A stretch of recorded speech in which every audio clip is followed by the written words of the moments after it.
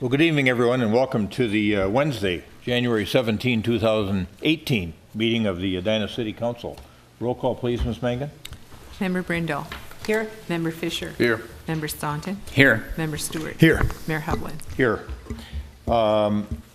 We have a form of meeting agenda in front of us this evening. Manager Neal, any proposed modifications from a staff standpoint? Okay. Council, otherwise I'll entertain a motion to approve the meeting agenda as shown. So move. Second. Got a motion and a second to approve the meeting agenda as shown. Any further discussion? All those in favor say aye. Aye. Opposed? Carried. Community comment. Is there anyone in the audience who wishes to come forward and address the council with regard to a matter that's not otherwise on the agenda this evening? Good evening.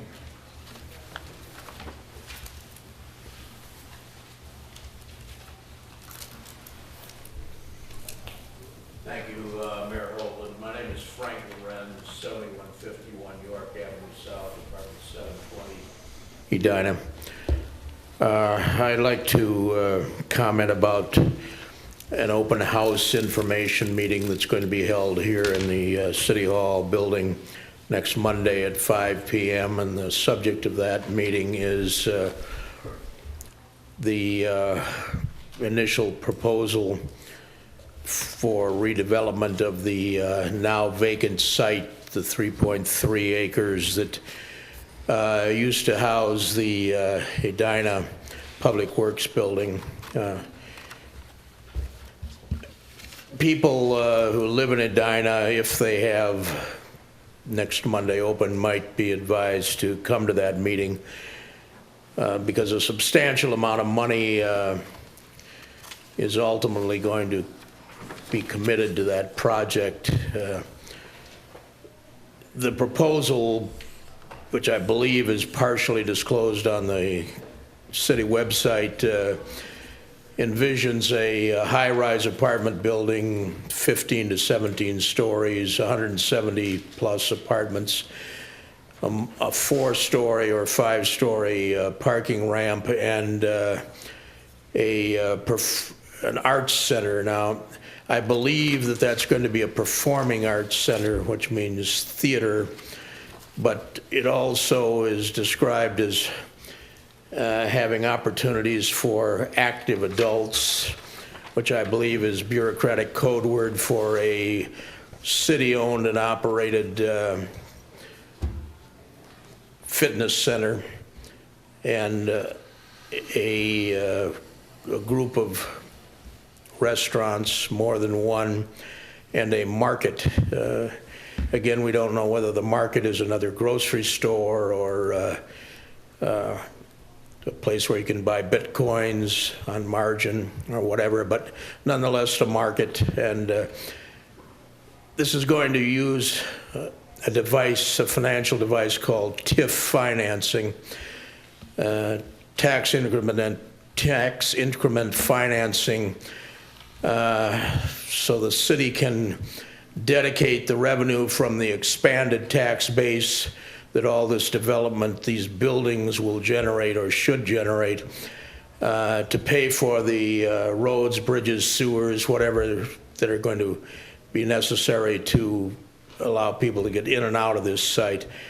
I'm going to end shortly here, but the last two suburbs in the Twin Cities that set out on an adventure to build a performing arts center ended in failure. That would be Hopkins.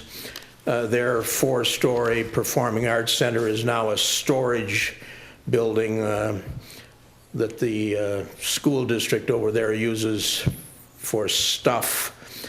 And in Burnsville, they built a huge performing arts center, 4 times greater than any possible demand, and they've had to scale it back and give free access to theatrical groups, and they're still losing $3 to $5 million a year. So if you live in Edina and you want to understand what the city council might have in store for you, next Monday here at 5 p.m. would be a place you might come to.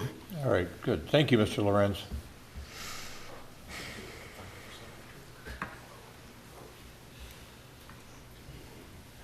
And we would join you in welcoming people to come to the open house the 22nd of January to help us formulate the future of the public works site.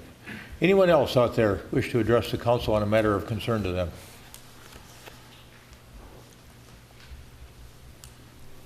Good evening, Mayor, members of the City Council. I'm Bob Erickson, Senior Development Associate with Wildermere, involved with the Avenue in France project.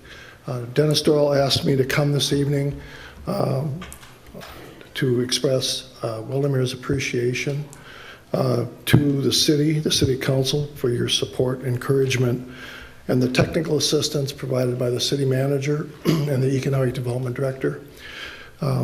Both of whom played a significant role in the success of the recently announced Livable Communities Metropolitan Council grants.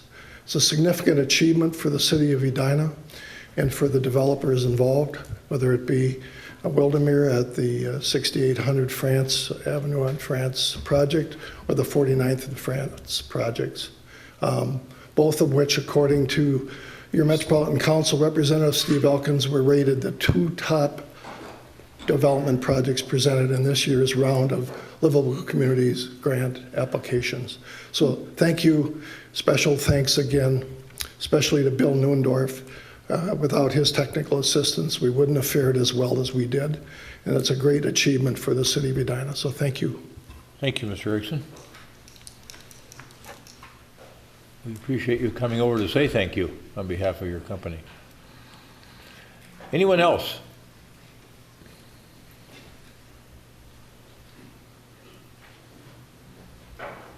I see Mr. Neuendorf is back in the corner of the room to enjoy that compliment firsthand, so that's good. All right, we're going to move on to the next portion of the agenda, which is the consent agenda. We've got numerous items on the consent agenda this evening. Is there anyone on the council that wishes to remove an item from the consent agenda? Yes, Mr. Mayor. Councilmember Staunton. Mr. Mayor, I'd like to remove item 5L, as in Larry. Okay. Anyone else? All right. With the exception of 5L, is there a motion to approve the balance of the consent agenda? Second. Got a motion and a second to approve the consent agenda with the exception of 5L. Any further discussion? All those in favor say aye. Aye. Aye. Opposed? Carried. 5L, Councilmember Staunton. That is a request to authorize the staff to submit draft comprehensive water resources management plan for agency review. Thank you, Mr. Mayor. Just a couple of questions, perhaps, for Director Milner to start. This is staff has done a nice job putting together a draft comprehensive water resources management plan. It is indeed comprehensive. We had a work session on it at the end of November. It does a great job of really identifying the issues from a flooding as well as water quality perspective that we have in our community and that we are going to have to address in our community. And what I just wanted to understand from Director Milner is the context of this as we pass this draft along to the watershed districts. Are we at all limited in our ability to make decisions about the plan as we go forward? Mayors, members of council, no, we are not limited. We're getting feedback similar like we did for the Planning Commission, similar to what we did with the council at a work session, and then taking all that feedback, getting it from the watersheds, and then coming back to the council with a final plan for adoption where we'd have a pretty good conversation at that point to see where we landed with the plan. So I assume they're doing their own comprehensive planning efforts, and so they're trying to compare those with the cities that are within their jurisdictions to make sure they're meshing and give us any advice or comments that they might have. Correct. Yep. Okay. It'd be ideal if all of our rules and regulations and strategies can align between the two agencies, because then we're all on the same page. Well, I just wanted to take this off the consent agenda just so that folks watching are aware that this is a really big deal. And I really applaud the work that staff has done to date on this. And one of the things that we have for the very first time is an interactive map that shows throughout the community, and it's available on the website. If you go to the water resources page on the website, an interactive map that shows all of the places in the city that are prone to the 100-year flood events, which really is, as we've learned, a bit of a misnomer. It just means that every year there's a 1% chance that that flood event could happen in that area. And I know those of us on the council have been hearing individually from, whether it be the woman from the Biscayne Boulevard neighborhood, I always refer to it as Biscayne Bay, which is not what it is, it's a street, or Morningside, or the Highland Park in my neighborhood. We are hearing more and more episodes about flooding, and it's a combination of a whole bunch of factors, and this plan gets us on a road to start understanding that dynamic, but we are a long ways from fashioning a strategy about how to tackle it. And so I just wanted to make sure that this is just a step along the path, and that as we move forward, we're going to have a chance to have this conversation. And I just want to make sure people are aware to stay tuned on this. All right. Would you care to move the matter that we authorize staff to submit the draft comprehensive water resources management plan to the 2 watershed districts for review? So moved. Second. Right, got a motion and a second on 5L. Any further discussion? All those in favor say aye. Aye. Aye. Opposed? Carried. We don't have any special reports or recognitions this evening. We don't have any public hearings, and we're going to move on to reports and recommendations portion of the agenda. And the first matter there is the Arden Park 30% design report. It's something the council had requested when we had the approval process ongoing, and we asked them to come back and do some check-ins, and 30% was the first check-in point. So, Ms. Clark, welcome. Thank you. Director Catry, welcome as well. Thank you very much, Mayor Hovland, members of the council.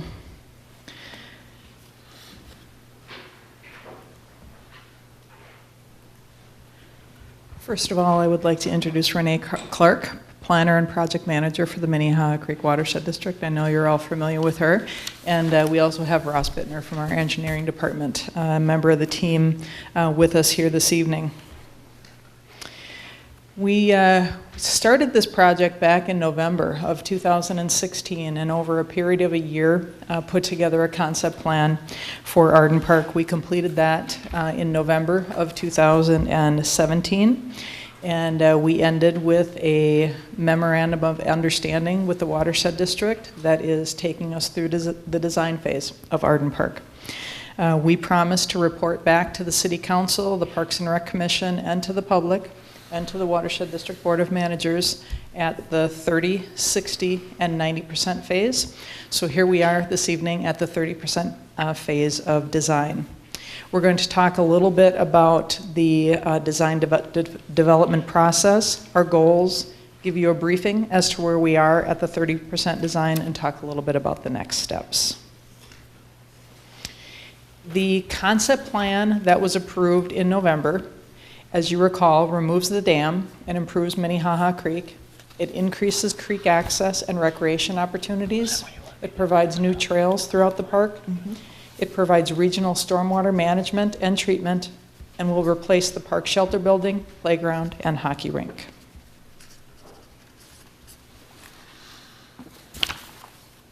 Before I get into where we're today, I'll just review the design process and schedule. As Ann said, here we are in the 30% design process. We did have our public open house last week and our check-in with the Park Commission, which I think Ann can summarize later, but our revisions were seemingly very well received, good comments, so we are excited to hear that. We'll be back with design level detail and more specific design detail answers to a lot of questions in May, and that's at 60% design. And that is a decision check for council and our board of managers to authorize proceeding into 90% design, which is another checkpoint with council and the board. The design team, I just wanted to note, that is working on this project is the lead consultant, Interflu, which helped us on the concept plan, and then the same staff team of Ann and Ross, and then we've got maintenance and the city forester, as well as some support team from Watershed district staff. Our communications programs are coordinating, so I think this really is a joint effort.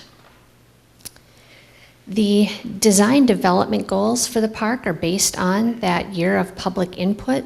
They're on the screen before you, but the overwhelming theme was maintain the rustic character of the park, improve public use experience. Fishing was really important. Access to the creek and recreation within the creek was really important. We heard from the community that they wanted updates to aging park facilities. Public safety is important, and then improved biological function of the creek and the surrounding corridor, as well as stormwater management, are the design goals we are proceeding with. The design briefing tonight will show updated creek alignment that we worked on together, updated concept plan and how that fits, and then some strategies for stormwater management that are becoming more defined, as well as our natural resource enhancement strategies for the corridor. The updated creek alignment is shown on the screen. The light version is from the previously approved concept plan. The brighter blue version is the updated creek alignment based on a field recon visit with the consultant team and staff team. This updated alignment, you'll notice, stays out of the green space, avoids a large clump of oak trees. It avoids other specimen trees that we heard were valued by the community. Here's that creek alignment in the context of an updated concept. You'll see that the free skate area just below the word green space is better preserved. You'll note that the trail alignments are reconciled. Some of the trail access into the site off of Minnehaha and the new city sidewalk there makes sense with the surrounding landscape. As part of the site walk, we considered broad accessibility in terms of being ADA. We also looked at accessibility on the south side of 54th Street and where that access is as well. The Brookview side, the trail, the main stem, which is noted as an 8-foot trail, will be plowed in the winter. That's one of the things we coordinated with your maintenance staff on. That location is going to be field fit to avoid some nice standing oaks through there, but provide a more accessible, plowable route through the site.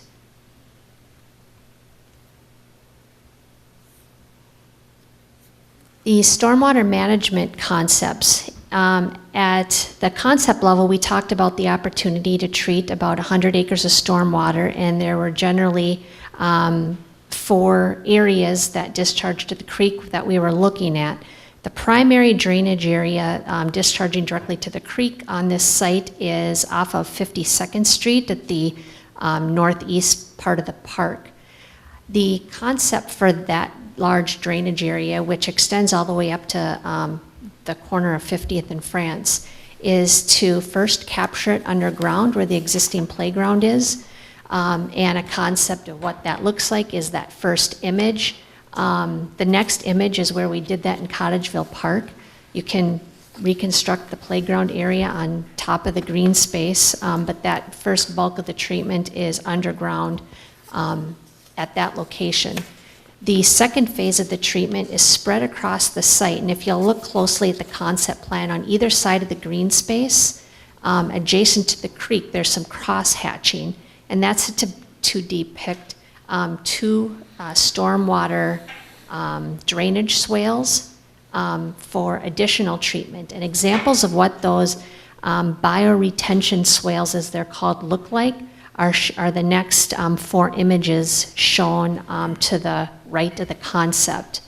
We had a lot of community review of this at our open house, and really no preference for any of the aesthetics shown, and positive feedback for the idea. Just to note the other areas of stormwater, the site number 2, just opposite the creek of West 52nd, is a swale. It's a drainage discharge pipe in the woods, and then there's a preferential flow path to the creek.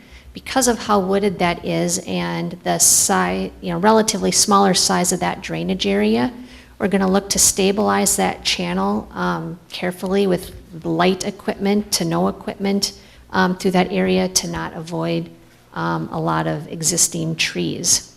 Going down to 54th and Brookview, another area of a discharge pipe, because of really the lack of space and the wetland area and the fact there's already some treatment in the existing stormwater system. We're not proposing any further treatment there. However, we are looking at some additional inline treatment of a structure, kind of a sump manhole type situation perhaps, on the south side of 54th to treat some off-street drainage that enters the creek at that location. The natural resource enhancement strategies, and this is, we talked about how we want to, manage invasive species and improve the function and value of the creek corridor through this area. The strategies to do that would be buckthorn management, a robust vegetation planting that increases species diversity and habitat throughout the park. This is in the floodplain and wetland area, in addition to the upland forested area. Managing ash trees is something we'll talk about a little bit further in a minute, but the forester has provided some advice on ash tree management and strategies to think about that. Removing and replacing ash trees that will ultimately die is one strategy, and something that's being considered as we're moving through this phase of design. Removing and replacing unhealthy trees that just might pose public safety concerns due to their condition, and then preservation of specimen trees, and that was a theme that we heard from the public during concept phase. On January 9th, we did hold our first open house, and then after that, we presented a similar presentation to the Parks and Rec Commission afterwards. At the open house, we had 3 different stations set up. We had one that showed a creek alignment, one that talked about stormwater, and one that was an overall view of the park. And we let residents wander through, ask questions. We had surveys for them to fill out, and we had staff from both the Watershed District, our consulting team, and the city staff answering questions of residents. And all in all, I would say we were really very pleased with the response that we had. We had 15 forms filled out on site. We have the exact same survey online. So far, we have had 3 online surveys completed.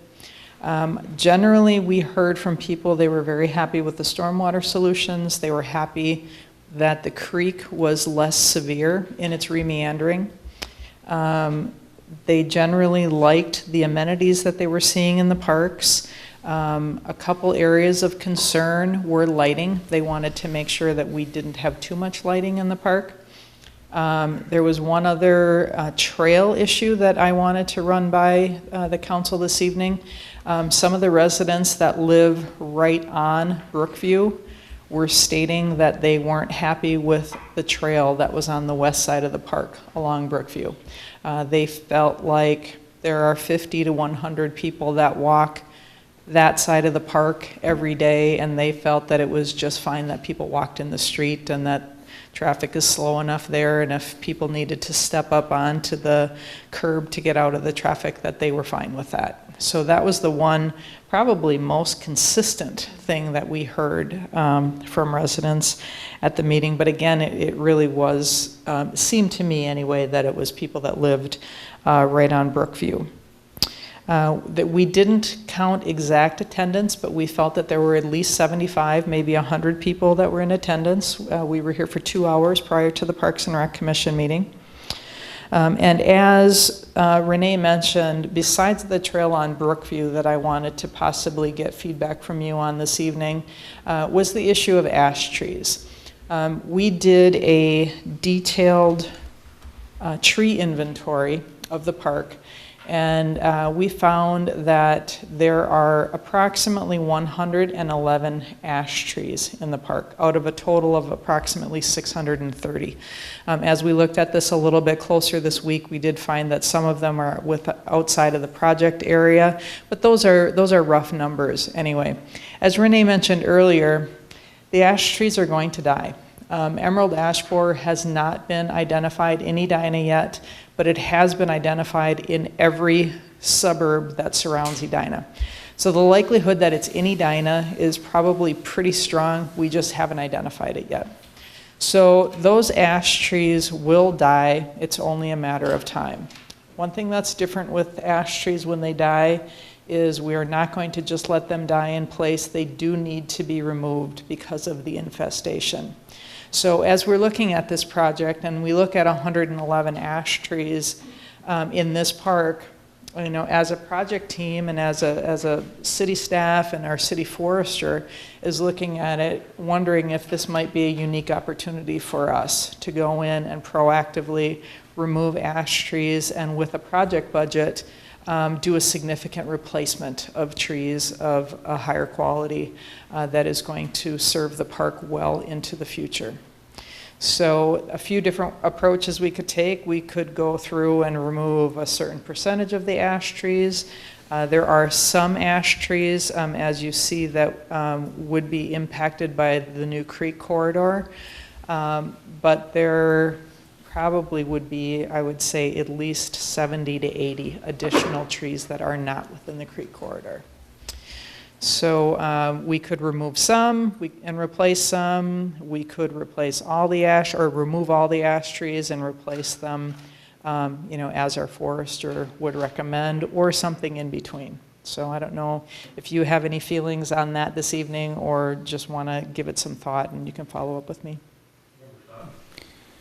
So if we don't, what does it look like as they go away? How does that help paint the picture for us about how, if they're not going to survive, what that transition looks like? They will die, and we will need to go in and remove them as we're able. So there will be an impact at some point. We just don't know if it's going to be in 2 years or if it's going to be in 5 years. Some of our neighboring communities are being very aggressive in going in and removing ash trees right now. And so, I mean, is that one at a time? Is that in bunches? And what would that look like? I guess that's the question. You know, we could, as part of this project, go in and remove them all. We could remove all. Right, and I'm just trying to understand, if we don't do that and they do die, what is that going to do to the experience of the park at the time that that's happening, and what is it going to do for us in terms of maintenance and having to go in? Do we make, you know, do we do them 5 at a time if they're dying? Do we do them as each one dies? Do they fall over? Do they clutter? What? I think we'll have to play it by ear a little bit, as we haven't faced it yet in Edina. But what I would anticipate is that we will go in and remove them as we're able, and we would do several at a time. I would imagine that it would be a situation where we would, you know, they'll die in groups next to one another typically. So we'll probably go in and remove a group of them at a time. And are there other communities where they've had this experience, so that we understand, you know, where are we getting how are we reaching the conclusion that it will happen and it's just a matter of time? Well, it is, emerald ash borer has been found in every community surrounding Edina. Right, now. and what has been the consequence when it's been found? The What's, trees die, okay, and quite rapidly. all right, thank you. And by preemptively removing some of the trees, do we have a cost saving? There would be a cost savings, definitely, if we were to do this in one project as part of this entire project, definitely. Thank you. It might be visually most impactful to do them all at one time, but I think it would be most efficient and effective to do them all at one time. What about replacement species? What would you recommend there? It seems sort of instinctually like you wouldn't want to use one species. You'd want to use a variety of species, because 10 years ago, I don't think we even knew about emerald ash borer, so. Mayor Hovland, that is correct. And I have spoken with our forester about that, and he has at least 5 or 6 different species that he would recommend replacing. So it definitely would not be one, it would be multiple. That Member Stewart raised an interesting point about cost savings. I can also see that for aesthetic purposes that, you know, there's a potential natural division line on the creek itself. If you did everything west of the creek as part of the project, and then when you get over closer to homes on Minnehaha Boulevard, if we held off there until something occurred, I'm looking down towards 54th and Minnehaha Boulevard, there's almost a dozen right down there in the corner, still on park property, of course. Seems to me like that's another potential way to allocate the work. Also, it would seem to me that the circumference of the tree that you're replacing it with, and knowing the growth pattern of that particular species, would be important. That might help us make a decision too. If we were putting in trees that were at least 8 inches in circumference, or 6, maybe that's too big for spading them in, but if they were smaller diameter trees and they had a slow growth pattern, that might affect how we want to approach it too. I would be happy to bring that type of a report from our city forester back to the council. Okay. Other comments, Member Brindle? Just a quick one. I guess this brings to mind the number of ash trees in all of our parks. And I know that we're focusing on Arden Park right now. But it just makes me think about the economics of looking at the parks, at least our larger parks, and seeing if there is any economic advantage to looking at more than Arden Park in this phase. I do know other cities, as mentioned, that that really went through and did their boulevard trees. They just did their boulevard trees and replaced them with other species. I do know of Edina residents who had just these 2 landmark trees in a backyard. Both died simultaneously. I don't know whether there was any official diagnosis, but the big crane came in, picked up the tree, brought it out over the house onto the street, and they were both ash trees. And so the thought that they will die, and they will die in groups, I guess, I mean, we're learning from what's going on around us. So, but I would look at, I'm in support of this. I think it's a good idea to look at this, whether we replace them all at once, but taking them down all at once makes sense. And then looking at an approach to deal with the other parks as well. Member Fisher? I get the logic of taking them all down at once and doing it now when you're in the middle of a project. And I can certainly be convinced that that's the right thing to do. But I'm also wondering, conceptually, I struggle with the fact that we're going to go take out a whole bunch of living trees that are providing canopy in our city today because they might die. Well, we think they will most certainly die in the future, as opposed to maybe having a little bit of a hybrid strategy, which I think the mayor alluded to a little bit, and actually several members alluded to it, that is there a strategy where you can start planting the replacements strategically where they get a head start? They might get 3 or 4 years of growth before we take out some of these ash trees, so we're not going from, canopy to desolation. And I would just want to look at that a little bit. I know personally we have a massive ash tree in our backyard, and we're spending hundreds of dollars a year injecting all kinds of things to give it whatever number of years it can get. And I know you can't do that in the, at the scale of trees that we have on city property. But the point is, get every day you can out of the canopy and try and have a strategy for the new canopy to be growing in before they all go away. Is that helpful, or do you want a little bit more guidance? Member Stewart, do you have another comment? I was just going to say, I'm mindful that, when we had a really vigorous debate regarding the remeandering project with Minnehaha Creek and everything, one of the big issues that had come up was people didn't want to see a whole bunch of trees torn down. Now with this ash tree issue on top of it, many people will shake their fists at us and say, we are right. You took out all these trees. So for what it's worth, it doesn't lead me to one conclusion or another, but just an observation. Member Staunton.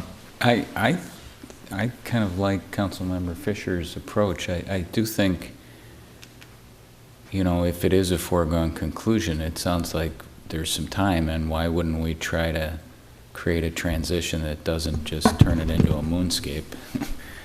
I mean, we're going to have enough disruption. It's going to be a gigantic disruption as it is, and if it's feasible to do it, I don't know, sounds like City Manager Neal has some comments. The only comment I would add, Councilmember Staunton, members of council, is that if you just pick them off when they die a natural death, you do have the kind of the ongoing inconvenience, and every time you drag a backhoe across the property to get one out of a place that's hard to get at, you disturb grass that you just sodded over or seeded the year before. So there are some downsides to doing this on a one-by-one basis, but I do understand that a mass tree removal there will light up your phones pretty quickly. But alternatively, instead of it being a one-year project with heavy equipment in the park, we could have heavy equipment in that park for 6 or 7 years straight. If we take them out as they die, yeah. kind of a thing. Or up and down the creek, Right. because some of them, as the further north you go, it looks like they're behind people's houses, and people think they're their trees. I mean, There may have to be some they strategy got an equity of stake in them. Yeah. So, one thing we haven't touched on is, are these the only trees that you're going to recommend we take down, or the ash trees, or are there other trees in this array of inventory of 600 plus that you're going to suggest we take down too? Mayor Hovland, there will be other trees as we look at trails that need to go in addition to the corridor for the creek remeander. And we will have more information for that when we get to the 60% design phase. Mm-hmm. In some of these places, I don't think it will make a substantial difference, like in that little peninsula at the north end off Bruce Place. I was down there with one of the neighbors looking at the meander, the existing meander, and as you look out to that peninsula, there's a lot of undergrowth, a lot of buckthorn, I think, and then a bunch of these ash trees are in there. I think that's a place where things could be removed and you could replace trees without really disturbing the landscape too much. But when you get further, I don't know where these locations are where it would be more noticeable, it would look more barren for a while. I presume it's further south. But it would be good to know, maybe before we make a final decision, what other trees you're recommending we take out that are green hatched on your map, so we have a better sense of whether we want to do the most effective and efficient thing and take them all out at once, or we want to adopt some kind of a modified strategy. Mayor Hovland, I think that sounds like a great idea, and I think what I might suggest is, as a team, as we're getting to the 60% design phase, as we work through these next few months, maybe we come back to you at 60% with 2, maybe 3 different options, as we know more about the exact creek alignment, as we know more about the trail alignment. We know the trees that are definitely going to need to be removed as parts of these projects are further identified, and we could then bring forward 2 or 3 different options for you along with a tree replacement plan. Okay, I think Member Staunton had a comment or a question too.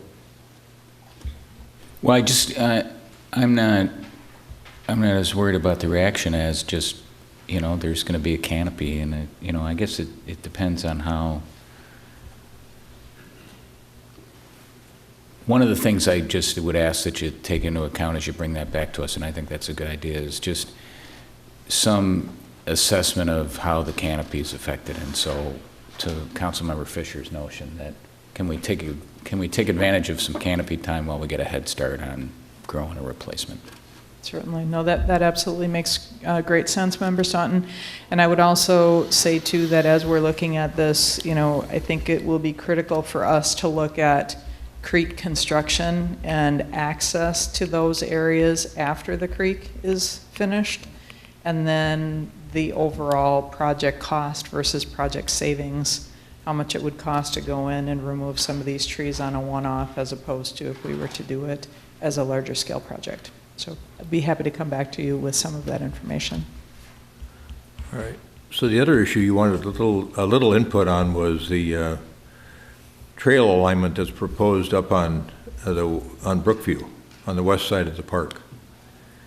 So just a question for you. Could you leave that trail alignment in there until we get to the 60% design phase, so that now we know that there's an issue? Council members could look at those comment cards from the residents on Brookview and think about this a little bit in terms of what our thoughts are about whether that's a good idea to have that trail alignment on the west side, or it doesn't matter if it's really there. We can certainly do that, Mayor Hovland. Council members comfortable with that idea? I do have Member Fisher? I mean, certainly we can look at the comments, and we should look at the comments, but my understanding is the concern in the past has been we don't want to create so many trails in the park that it feels like it's not a natural area and all of that. But in this case, at least in my experience walking along the edge of that park, there's room to do a trail up there without wiping out a lot of trees, and I guess to figure out where those comments are coming from, if they are indeed coming from the neighbors across the street, I could see that maybe being the case, but it doesn't make a lot of sense to me that we would invest millions of dollars to create all of this, to create a connected trail system, and when you get to that point, you need to go out and walk in the street because folks don't want to see people walking in the park. I'd have to see what those comments are, and we can certainly do that, but I'm telling you right now that I don't think we should have a disconnected trail system because folks don't want to see people walking along there. Because I don't buy it'd be tough to buy an argument that it's because we're destroying the natural area on the edge of the street. I think it's about being safe as you're looping around this system. Other comments on that at this point in time? Otherwise, we can think about this and come back. I tend to feel the same way as Member Fisher, and I guess I'm personally not persuaded by the fact that there's only 50 or 100 people that walk on the street now. I mean, we know from experience that when we redid the bridge and put in the walkway on the Minnehaha Boulevard side, it was like overnight there were all kinds of people using that system down there that had never used the street before. So I feel like there is an element of that build it, they come to this too. So, but I'm okay with thinking about it and looking at the comments and giving it due consideration before we decide what we're going to do. Mr. Mayor, can I ask one more question about the feedback that you got?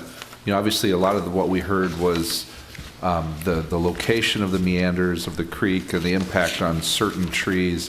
What sort of feedback did you get from folks where that was their primary concern before?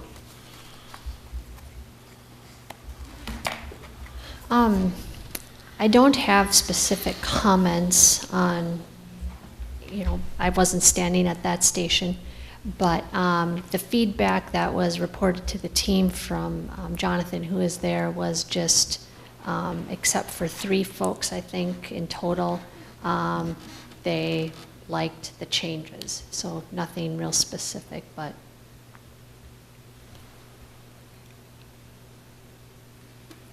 Good. And I would Anything second else? that as well. Excuse me, Mayor Hovland, I would second that as well. Member Fisher, what I seemed to hear repeatedly was that people were happy and that they kept saying that they felt that we were listening to what they wanted in terms of the creek. Right. Good. Can I just, Member Stoughton? just wrapping up, I mean, I assume we're kind of finishing this up. Can you just give us a sense of where we head next? And for folks watching, that we have 50% and then the 90%, what will we see? What'll we see next, and when will we see it? Thank you very much, Member Staunton. You teed up my next slide. We are getting ready to select an architect to help with the shelter building. With that, we will be requesting assistance from residents in the community to help with that shelter building design. A little bit later in the year, we are going to be doing the playground design. We probably won't start that until maybe August, but we will do the same thing. In addition to Parks and Rec Commission members, we will be soliciting assistance from residents in the community to help design a playground. The next check-in with the City Council, the community, the Parks and Rec Commission, and the Watershed District will be in May. We will be at the 60% design phase in May. And then we are looking at the 90% design phase around September. So we'll be having open houses. We'll see you again in May then? Yes, you will see then. us again in May. Okay. Any other comments about what's to come in terms of what to be mindful of from a council standpoint? Member Brindle? Thank you. So looking at beyond this review phase, then getting approvals on this, and then it's finding funding. So do you have a crystal ball of whether this is 2 years out, this is 5 years out? Do you have any idea? The Watershed District has levied partial funding in this year's budget, and as part of this past budget cycle has projected to levy the rest of the funds for 19 to support a construction schedule then. The grants will continue to be applied for. We've been meeting with granting agencies, and now that we'll have actual designs for particularly stormwater concepts, what they'll achieve, the types of practices we're using, we feel that it'll be a really strong grant application for a few different sources of funds for that as well. There are parts of the project from the city standpoint that currently are unfunded. We intend to work with City Manager Neal and our finance director to make some recommendations on possible funding sources for the unfunded portions of the city project. If the City Council, the Minnehaha Creek Watershed District Board of Managers decides that they want us to continue to move forward with the design phase and into construction document phase, we could potentially be starting construction as early as December or January of this year or January of next year. So we do have quite a bit of work to do in a short period of time and some funding sources to identify in addition to finishing the design. Okay. Other comments from council? I just have one. I think when you're looking at park shelter building or the building design. I've had dozens of people comment on the Pamela Park building. They think it's just terrific. I've no one tell me they like countryside, so keep that in mind. Thank you.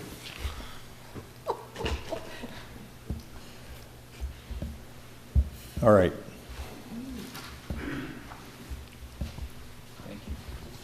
Thanks. Thanks for that update.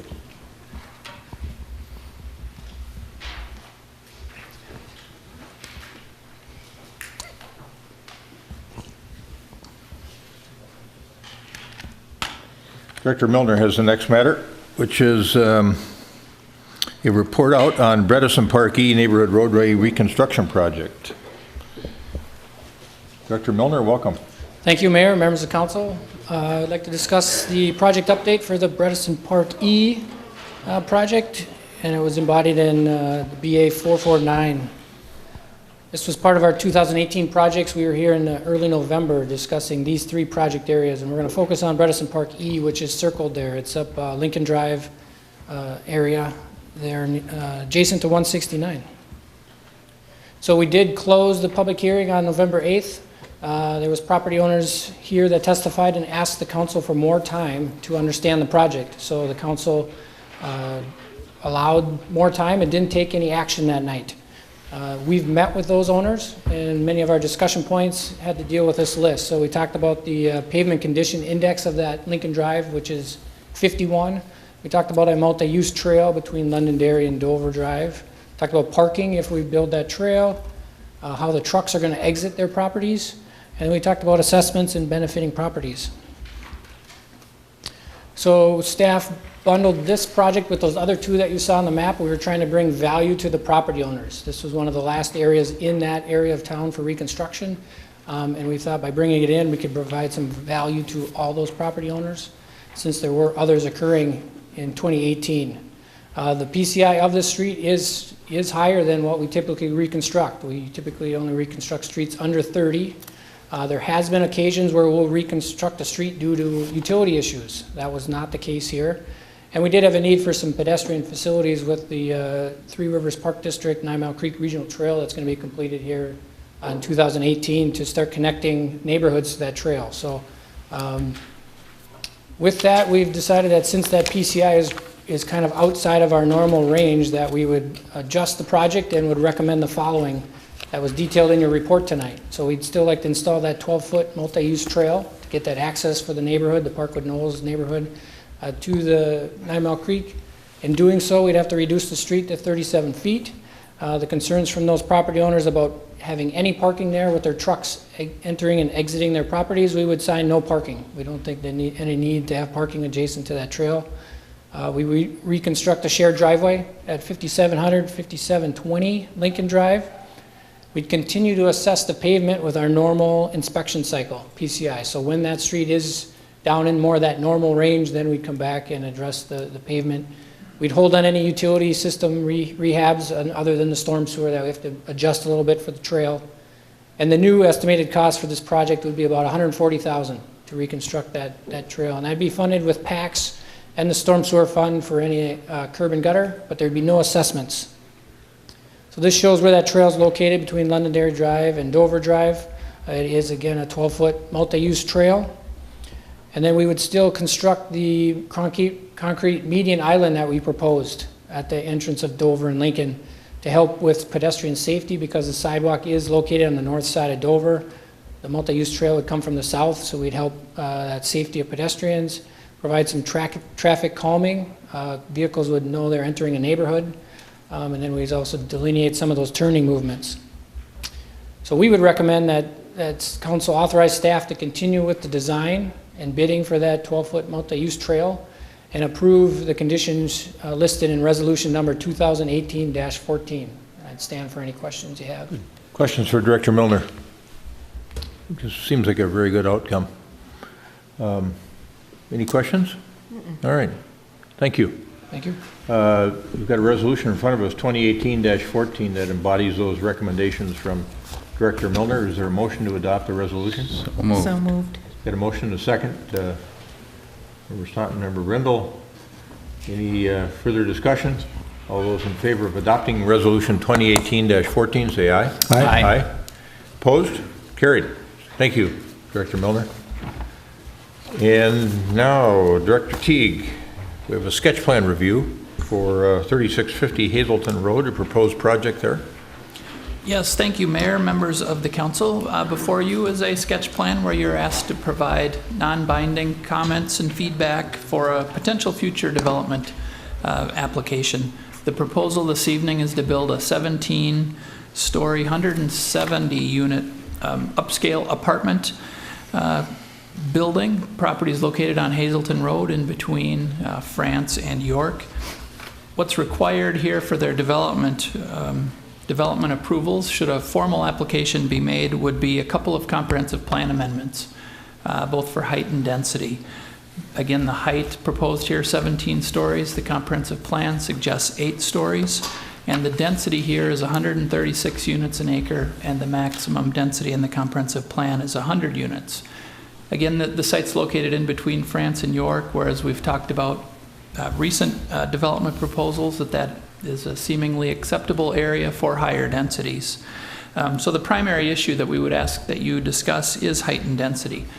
One additional item I would ask the council for some discussion on is, as you know, our comprehensive plan is unique with having height restrictions. Our zoning ordinance matches our comprehensive plan in terms of height regulations. So one thing to consider, the potential to not necessarily remove height from the comprehensive plan, but allow some out language for the city council to consider heights that exceed what's mentioned in the comprehensive plan through a rezoning or a variance process. I want to highlight that on June 30th, the Met Council won't accept any comprehensive plan amendments to our 2008 comprehensive plan.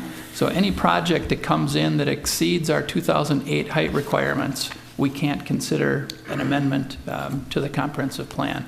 So in effect, we have a moratorium in place after June 30th in terms of height requests for the comprehensive plan. So just something for you to consider and potentially discuss as you go through this development project this evening. So with that, I will introduce Tom Lund of Lund Properties. He's here to introduce his development team and introduce the project. Good. Thank you, Director Teague. And I understand you've talked to Mr. Lund and his team about taking about 20 minutes to do their initial presentation, then we'll go to council questions. That's correct. Comments? Mr. Lund, welcome. Thank you. Could you give us your full name and address too, please? Sure. My name is Tom Lund. I'm at 5319. You're going to need that handheld. Oops, sorry. No problem. I'm Tom Lund. I'm at 5319 Oak Lawn Avenue in Edina. Thank you for allowing us the opportunity to speak. I guess we were a little bit too enthusiastic last time and spoke a little bit too long, so we will make this quick. But we're here to present our proposal. My company is Lund Real Estate Partners. Tonight I'm here with John Trouts and Vince Dreesen. They're both partners on the project, also members of the community here. I'm also joined by Trace Jock from ESG Architects, Terry Menarek from Confluence, and David Bade from Westwood Engineering. Trace will present the project and the guiding principles, Terry the landscape, a little bit talk about the promenade, and then David will speak a little bit about the enhancements to the site real quickly. It's been a long time since I've been here. I was here many years ago, at least 10 years ago. I worked as a developer at Opus for 17 years. My first 2 projects were Grandview Square as the developer, and then also Edina Corporate Center down by Freddie Richards Golf Course. A few years later, I got involved in the public works site, spent a lot of time, a lot of money on that project, which including relocating the public works building to the current location, which is down south in the Edina interchange. We didn't get the building done though. So unfortunately then a recession hit and we were pushed aside. So in 2001, I was asked by the president of Opus to start a multifamily group, and that turned out to be a great opportunity for me. And my very first project downtown Minneapolis was Grant Park, which is a 27-story, 327-unit condominium building. Then I went on to do the Carlisle, which is on the river, which is 39 stories, 254 units, and then the recession hit, and then we sat for a while. The world did finally, the sun kind of came back out, and I had another crazy idea, and that was to do a high-rise building on the Nicollet Mall, the Nick on 5th. And so I had the opportunity to do that, which was a great project on the light rail at 5th and Nicollet. I went on to do student housing projects. I'm involved in a 26-story tower at the University of Minnesota on Washington Avenue on light rail. So how did we get here with a 17-story tower? And over the past year, I just became aware of a few things happening here locally. My neighbors were moving away. They were leaving Edina. I live in South Harry Park, and a bunch of people our age, they were moving down to the lakes or the Carlisle or downtown, the North Loop, maybe Northeast. Development was starting to happen around 50th and France and Southdale. There was talk of maybe some taller buildings. Estelle was the most recent one. All the nicer buildings downtown were filling up. People were getting frustrated. My friends, they didn't have a lot of options. So I began to think, why can't we have a little more density here, taller buildings? Maybe we could take these high-rise concepts and move them into maybe the Southdale Galleria area. So as we looked for a site, we wanted one that had close proximity to the restaurants, retail, parks, entertainment, and that's really the Southdale area. Fortunately, by some luck and some hard work, we were able to find a really, I think, a terrific site that sits right, I think, at the heart of the Southdale Centennial District. It's within a short walk of our site. There's Galleria, there's Byerly's, there's Lund's, Centennial Lakes Park. We also believe our project is a forward-thinking, a catalyst for future development in Edina. Our goal is to bring a truly unique project, landmark development to Edina, a high-rise that does not exist anywhere in the suburbs of the Twin Cities. So with that, I'd like to turn this over to Trace from ESG to present the project. Thank you. Thank you, Mr. Lund. Good evening. My name is Trace Jacques. I'm a design principal and partner with Elna Swenson Graham Architects in Minneapolis. I'm a Minneapolis resident. My home address is 4839 DuPont Avenue South. Good evening, Mr. Jacques. Welcome. Thank you. Thank you for the opportunity to present this design, by the way. Growing up in Eden Prairie and now living in Minneapolis, I have maintained lifelong feelings about the city of Edina. Edina equals quality. Edina is a forward-looking city.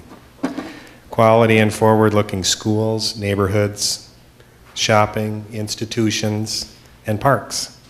I love Edina on many, many levels because I have many special memories here. I also have a unique connection to one of Edina's other landmark high-rise buildings, being the designer of the Weston Edina Galleria a few years back before the hard times. 3650 Hazelton affords an opportunity to continue a legacy of designing landmark luxury buildings of the highest quality for the city of Edina in what can fairly be described as an ideal location for a building of this height. In fact, I'm going to just move forward here, if I can do that. The site, as you can see, is located almost perfectly between France Avenue and York Avenue and Southdale and Centennial Lakes. It's right in the center of everything. This building will become a gateway and a beacon to the area and will help shepherd the way in the early realization of the Southdale area working principles, their framework vision plans. The Southdale framework vision represents a truly bold new direction for Edina by literally redefining the very building blocks of the area itself, reaffirming the forward-looking nature of Edina. Our project will be in a sense, a poster child, a cornerstone, and a benchmark of what it means to design to the new vision's framework and principles. With our site's scale, the footprint is almost within that 200 by 200 foot module that's being promoted, and the enhanced density as well. Its pedestrian-oriented, walkable design, its connectivity to adjacent uses, and its spectacular design quality. I didn't write that, somebody else did. So let's take a look at our design. A design that is compelled by both today's reality and tomorrow's dream. And that's important. Looking at our site, the reality of today is that our site it needs to be accessible for residents, visitors, and service. And there's only one location in the current site, and that's a curb cut that is in the roundabout along Hazelton, right there on the lower left corner of this slide, which is a challenge as a design in just maintaining access, et cetera, and a sense of arrival. The design is composed of a collection of boxes that form a base or plinth and a tower. The plinth is the red line, solid line, and the yellow represents the tower footprint. These boxes are offset in both the base and the tower in order to break down the sense of overall scale. The offset in the 210-foot tall, 17-story tower has a side benefit of creating 6 outside corner units rather than the typical 4.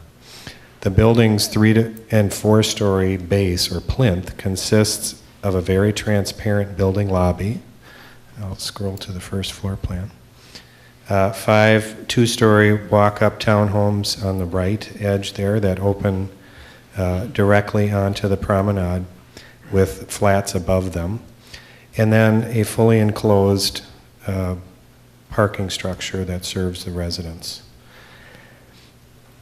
From the outset, on top of the parking structure, we have an amenity terrace and private terraces as well as partial green roofs, which you can see on the overall image there.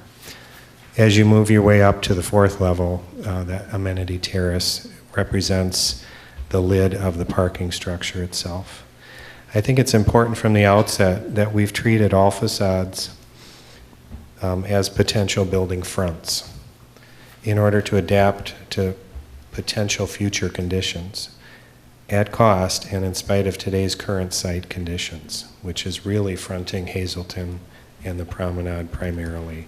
The west and north front essentially parking lots to commercial 1-story buildings. So looking at the architecture itself, what is it? It's elegant, it's contemporary, it's warm, it has a stature, it has a high quality to it, a high level of finish. We'll talk about finishes as I move through these images. This image is looking above the promenade, looking due north, so you see the Galleria to the right, the west I'm talking about. But the primary emphasis of this slide is to note that this will be the first project that truly opens and engages the promenade.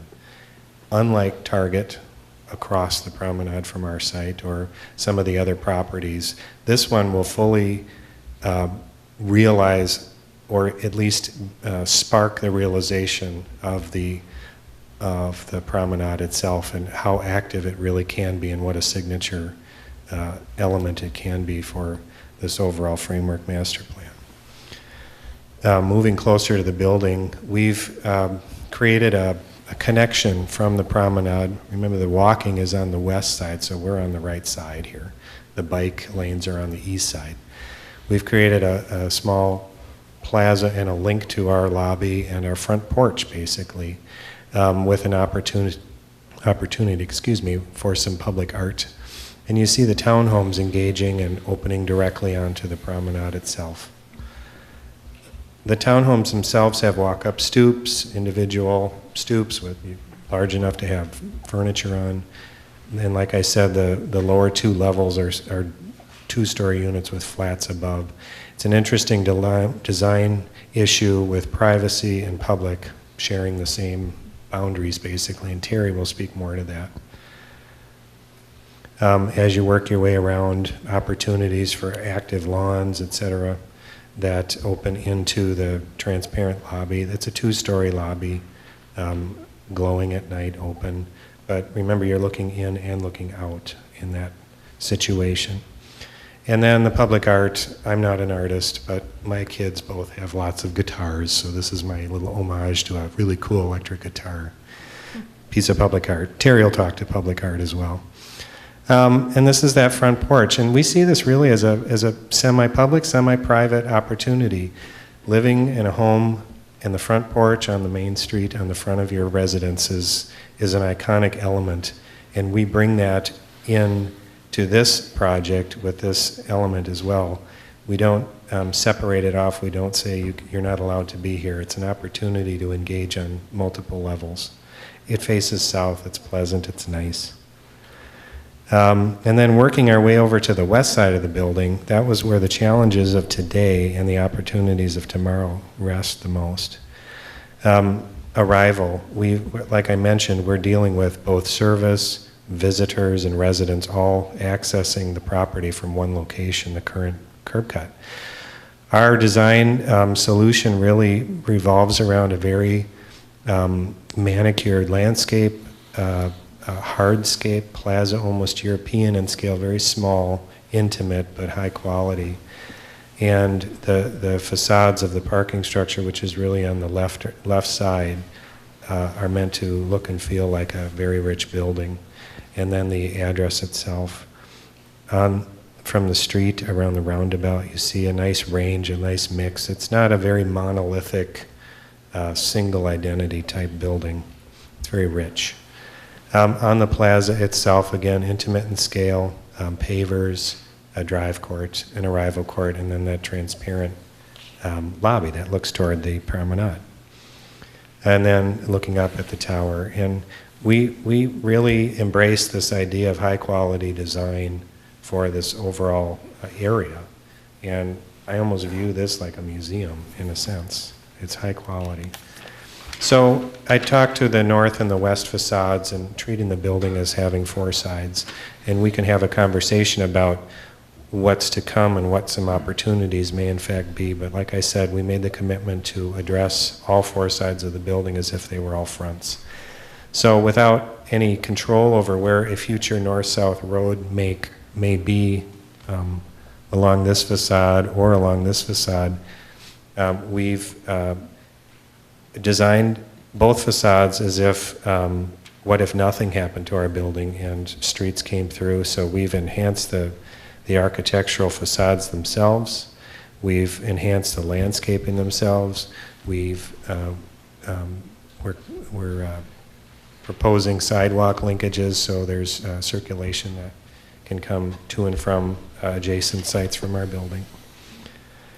And this is a little lower level of that street facade. We kind of picked up on the scale of the townhomes on the other side and brought them over to this side and have suggestions of almost chimneys and cornice lines with the trellis that's on the terrace above. And then these are green screens, basically, to enrich and green up the facades. And then on top of that is the amenity terrace. So this is a different world up here, and it is a private to the residents of the building, but it is a social and active space. And a lot of today's multifamily projects, especially the higher end ones, your social, you're creating a little neighborhood within the building itself. And it's really about getting out of your unit and into these social type spaces. Our ESG does a lot of hospitality as well as multifamily, and there's a lot of cross-pollination between the two. And when you get to the level that we are proposing here of luxury, the amenity packages are very enriched, very enhanced. These are some of our other projects in town. Tom made mention of Nick on 5th, that's these 3. We have the lakes, we have Latitude 45, all high-end, very high-quality spaces that do a lot of interaction both within the buildings themselves, resident to resident, but there's always this connection to where you are in your greater place, in the city, on the street, et cetera. So a lot of these spaces have these connections like that.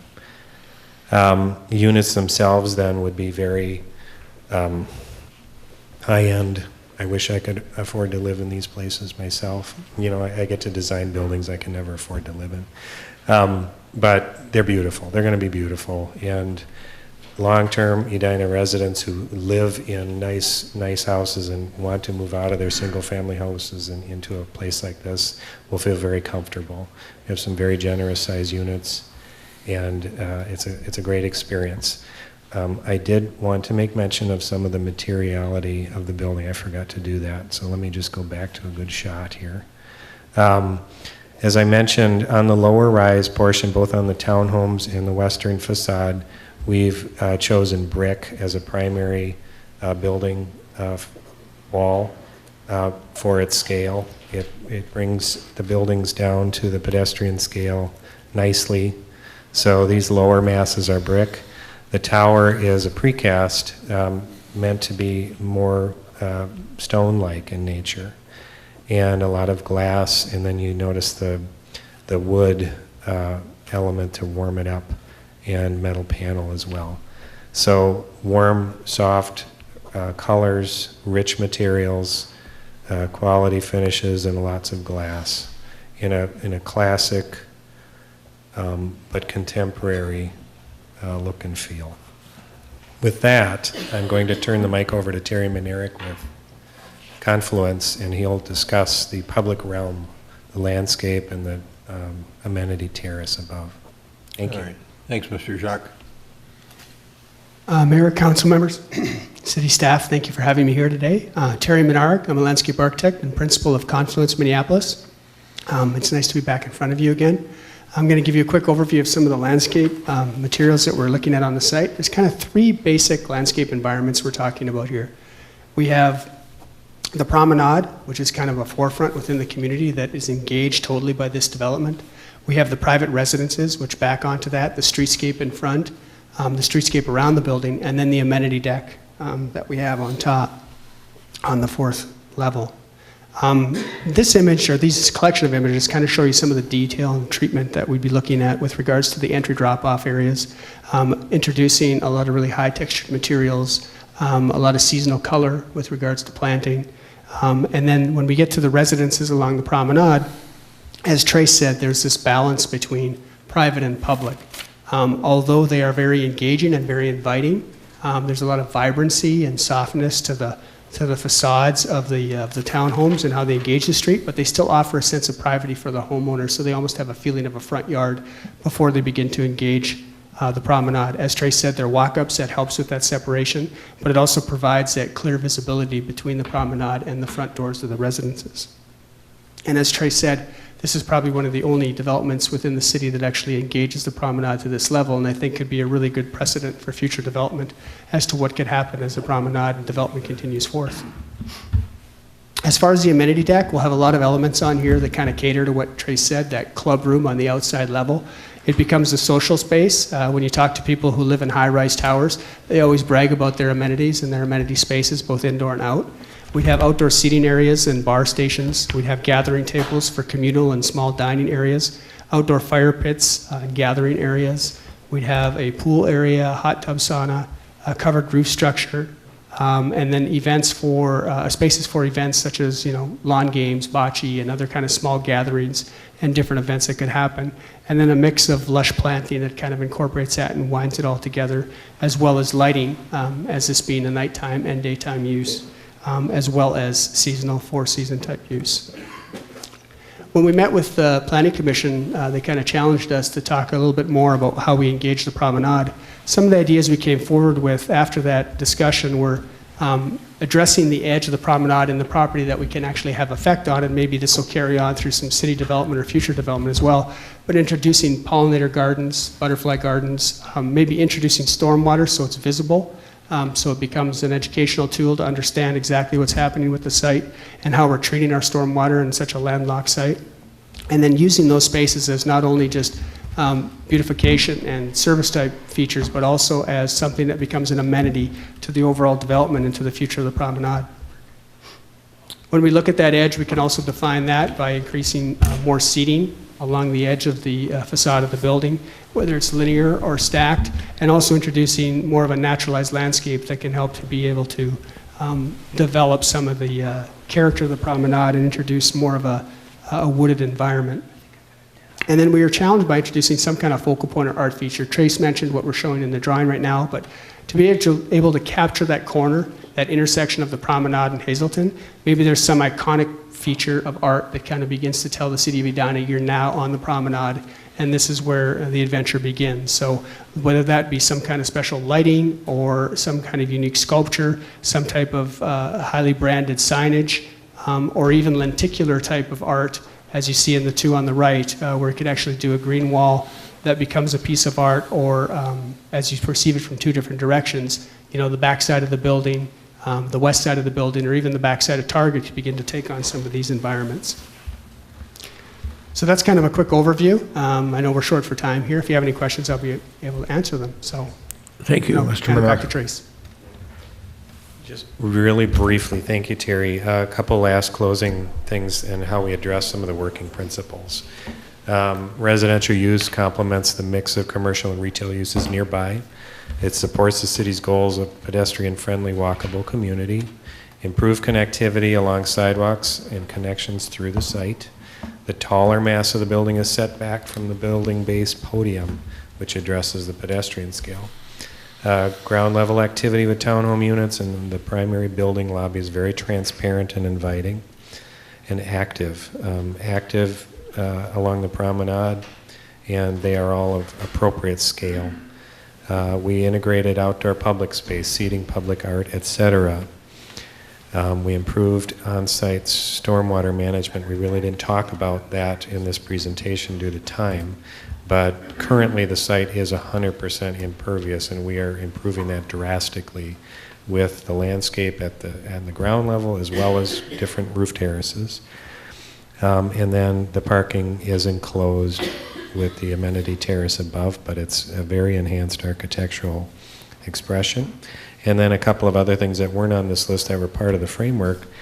We're building on existing assets. We are truly building on the promenade like no other project has done to date. We are very human scaled. We have architectural variety within our building itself. We're family friendly, we're green, we're connected. We're trying to create a destination here as well, not just for our residents, but for the neighborhood itself. And with that, I will conclude the presentation from our end. So we're open for questions. Thank you very much. All right. All right, good. Thanks, Mr. Jacques. You got a little computer issue up here. Oh, sorry. Oh, excuse us for the distraction. Member Fisher, do you want to start on the comments? Sure. So thank you for the presentation. Overall, you know, I think it's really a great looking project. I think as I have been pondering this one for the last few days, what struck me, Carrie, is you know, that it appears to be sort of off the charts in density and FAR and all of that, which is interesting, but I'm not sure anyone really knows what that means, other than the numbers are different than what we've got written in our guidelines. And so I've been kind of thinking about that and how we talk about that and how do we decide if this is a good project or not a good project based on those numbers. And it occurs to me that I come back to the promenade, which has really been one of our major investments in this part of our city. And you think about, well, why did we do the promenade? What's the benefit of the promenade?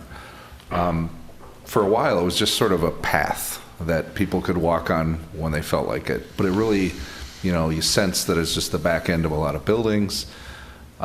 We've had a lot of attempts to front developments on the promenade, but I'd say, you know, we haven't really matured in that way. If you look south here, the Byerly's redevelopment, where the apartment buildings started, at least becoming adjacent to the promenade. That's as close as we've gotten. And I would say the improvements on the promenade and those buildings, it's a different feeling there. It's a better feeling there than you would have in other areas. If you recall, when I was on the Planning Commission, I don't know how many years ago it's been since Target redeveloped, we worked really hard to get Target to put liner housing on the back of that store, to bring that sort of, to bring the eyes to the promenade and create that sense of activity. And for a number of reasons, it didn't happen. So now we have the back end of Target. It's lovely. I mean, it's some nice colors and berms and such, but it's still the back end of a very large building. So what I really like about this proposal is, first of all, from a sketch plan review here, I'm not getting into all the details of the design, though it's nice. I would say this is a really great use for this location. What I really commend is it's not just a tower on this site. The tower is almost inconsequential in my mind. The height, whether it's 17 or 14 or 20, to me, in this location, doesn't really matter until we start just talking about the number of units and what that does with traffic and all of that, which we'll get into all those kind of conversations. But it's these walk-ups that really make a difference for me, and the sensitivity to the promenade and what it means to be walking on the promenade there. And what's interesting is I talked to Michael Schroeder, who's co-chair of our Southdale Area Planning Group. I was just kind of curious, how he thought about something like this. And as we were having the conversation, he made an interesting point, which is sort of what I just said. Height and density, like what does density mean? What does FAR mean in this context? It means really very little. I mean, how do you even have a conversation about that? But when you look at this and say, if you're on the promenade, what he said, which made sense to me, is how many doors does a development bring to the public realm? And if we're trying to build a promenade that's more than just a path, it's a place that people want to be at, they want to use, and they want to move along it, and it would have an enjoyable experience. It really does come down to how many doors are we putting on it in each development. And the more I think about this one, the less I'm worried about the density. And the reason is, I sort of think about, in this location, the promenade is almost the front yard for this development because of the way it's designed. And in that sense, I almost include the promenade as part of the site area. And I know it's not their property, but the way they're using it, I would almost use that area to calculate the density, because it is the front yard. We want developers to use it as the front yard. And this is the first development we've had that's attempting to do that. So I think that's a really good thing. And so my only other comment from a design perspective, and you alluded to it and you talked about it, is that how do you predict the future and design so every side of the building sort of reflects future streets? I think there absolutely will be a street on the west side of this at some point in the future. If you look at, and it's difficult because I was only able to find one aerial photo today that actually shows current conditions, and it's in the Apple kind of map system, and I don't know that we have that here. And even the aerial in your presentation is sort of old, but if you really zoom out, you can start seeing a secondary street system almost starting to take place. It certainly is happening south of Hazleton through the Byerly's complex. You can see that someday when Macy's gets redeveloped, that street's going to go all the way down. So now all the traffic that's going out on France and moving around to different retailers can move on an internal street. Same thing will happen on this block, and this site is just sort of the beginning of that. So my cautionary piece is that where you ended up having to put your loading, and I'm assuming that's where people are when they're moving in, and all of that kind of stuff is happening on that west side, is just continuing to think about, is that forever and ever going to be the function that happens there, or is it Is there a phased process in that? Or if, you know, someday is it really on the north side, but that's not very accessible today?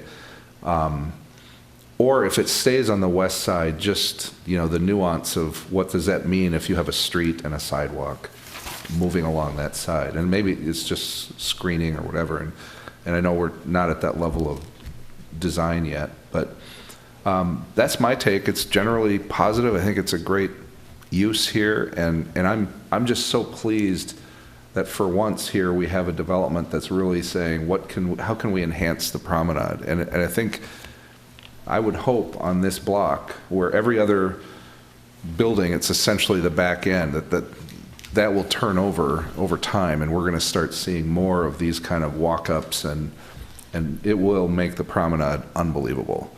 And on the other point I would make is, just from a practical perspective, if you're going to allow density someplace, I think you would want to allow it in places where it's not going to drive a whole bunch more traffic. And when I look at this site and the way, if you think about the transit opportunities here and the location of the promenade and the ability to link from the promenade to a regional bike trail to all of the retail, and the fact that you can get to multiple grocery stores by walking a block, people aren't going to use their cars in this development the way they do, you know, 6 blocks from here. And I think we have to figure out a way to measure developments in that way. And it doesn't happen with just a stock formula of here's density, is it good, is it bad, right? And we have to find a way to measure these developments based on our best projections of how people will use our transportation system. And I think this gives us a great opportunity to use the public investment we've already made in the transportation system. And it won't be cars on France necessarily, which is great. It's a great start. So sorry if I rambled on there. No, thank you. Member Stewart. Thank you, Mr. Mayor. I too am impressed by the project. I think it's, I agree with Member Fisher that addressing the promenade the way this does, bringing the high quality materials and design is great. So I have just a number of issues, and many of them are, I think, not yet answered because it's not yet time to answer these, but I'm going to raise the questions to make sure they do get answered at some point in the process. Just another observation about the design. You chose to not do mixed use. This is all residential, and I think actually that's appropriate here. I think it'll be good, and I'm glad you didn't try to jam a restaurant to the bottom level or anything like that. I think this will be a better place as a sort of a single purpose building. So a couple of things. Member Fisher talked a little bit about traffic. We will need to see traffic studies, of course. It's funny, the different kinds of uses, and I've been learning since being part of the council, different kinds of uses really develop different numbers of trips to and from the building, and residential actually is one of the lower uses compared to some of the use you could have. So I'm optimistic that the traffic studies will bear out that this is going to be a fine use for this location. I do like to point out to developers that I don't care for it when we get an early sketch plan review that shows a lovely building, and then at the very end, surprises show up on top, especially on the rooftop, where we have an elevator box or some other cooling unit or something. So please no future surprises on what the building looks like, especially on the top. Lighting, I think, is important to talk about. We will have people who object to this building because of its height, because they'll look out their window and they'll see it. And I don't think we're going to avoid having Edina get some buildings with some more height. But I do want to ensure that as you contemplate lighting, that we don't make it overly bright or garish, or that lighting be sort of muted, if you will. And there's good lighting technology these days to make that possible. I also agree with Member Fisher that the west side is likely to be a traffic lane at some point. I also would like to point out that we want to make sure the west side is also pedestrian friendly as we contemplate that. I don't know what that will look like with respect to what's on the site versus what's on the right-of-way that'll probably be there at some point. But we do want to have this whole area be appropriate for mixed modes of transportation, including pedestrians and cyclists. I also, we've not seen a plan for water management. It was mentioned just very briefly. We do have high expectations that water management will be done, within the site for the precipitation that is likely to come to the site. So I know that we'll see a good plan on that, and I just want to remind you that good water management practices are important to us. And also sort of eco-friendly qualities to the design. We've seen a couple of things recently, and I'm particularly a project that was presented to us in sketch plan but has not been constructed at 7200 and 7250 France. They had a really remarkable array of sort of green or eco-friendly elements to their proposal, and they hadn't even concluded that they were going to do all of them, but they floated a number of ideas. They had actually hired somebody to help come up with some of those ideas. You don't have to hire anybody because they already created the ideas, so you can just use theirs. It's all a matter of public record. But I encourage you to look at some of those concepts and see if there aren't ways to work some of those into this design. And finally, and I think most importantly among my comments, affordable housing. We do have requirements on affordable housing that hasn't been mentioned yet, but I know that you will address that. And I look forward to learning what that concept will be so that we include affordable housing as part of the project. So with that, I'll turn it over. Thank you, Member Stewart. Member Brindle. Thank you. I very much like, it's the project is very appealing. You look at it and go, wow, I want that here.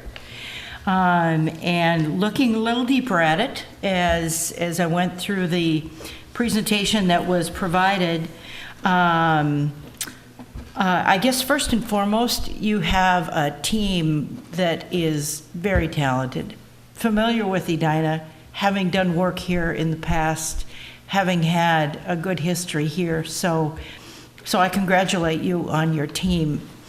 And then looking through some of the items that were provided, I just have some questions. On page 3 of your presentation, it mentions that we'll have 250 new residents and full-time employees. So I'm wondering what makes up the full-time employees? Are they people who work in our city? Are they, because I'm assuming that some of the people who live here aren't going to be full-time employees because they will have done that in their single-family home, and they're going to be retired when they live here. So I guess that would be a question that I'd like to find out what's the context behind that comment.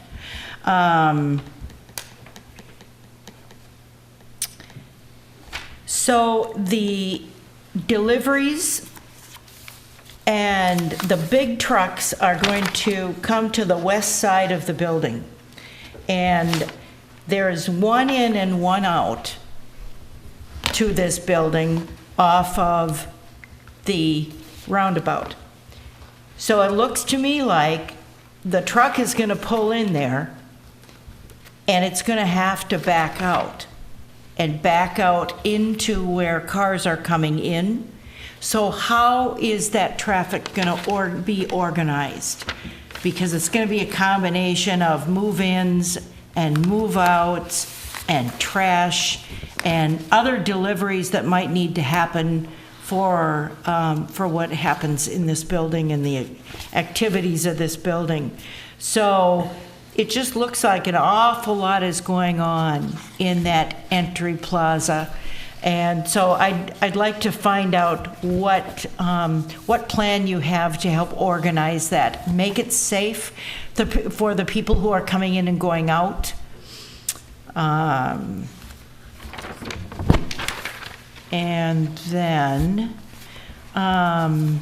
we are watching a trend. It's kind of a bit of a slow-moving trend, but it is a trend toward fewer parking places. And people, our generation, having had a car for each adult, and then in the future having one car between them, and living in a place where you're just not as dependent on a car because everything's there, such as this location. And so one question would be, what is the future plan if in the future you are overparked? So looking at it right now, by code, you are underparked and needing a parking variance. That actually doesn't bother me because we are designing toward the future. And I believe the future is fewer cars and the future is autonomous cars. Maybe not everyone in this building is going to rely on autonomous cars for transportation, but there will certainly be some. I think people will choose to live at this location because it's attractive, because it takes into account, and I'm counting on the fact that you will, use all the sustainability ideas, innovations that are available, from innovative ways to heat the building from what's below the building, as well as those devices that use fewer, they conserve resources like electricity with LED lighting, like low flow plumbing fixtures, that kind of stuff. And then of course the glass. Let's see here. I would like to see any non-vehicular surface be pervious. It's tough to do that on a vehicular surface because the sand gets in there and then it always needs to be cleaned out. We've heard about that over time. But any of the plaza spaces and those that hook up to the promenade, if you will, they could be pervious, and I would encourage that. All right, let's see here. Looking at the principles and how this site interacts with its neighbors. To the west, you have what looks like kind of a spare site, that parking field between Ethan Allen and this building is rarely full, but that's not your property. And who knows what's going to happen in the future with that. But you've addressed it well. And as you say, you've got 4 sides that are front doors.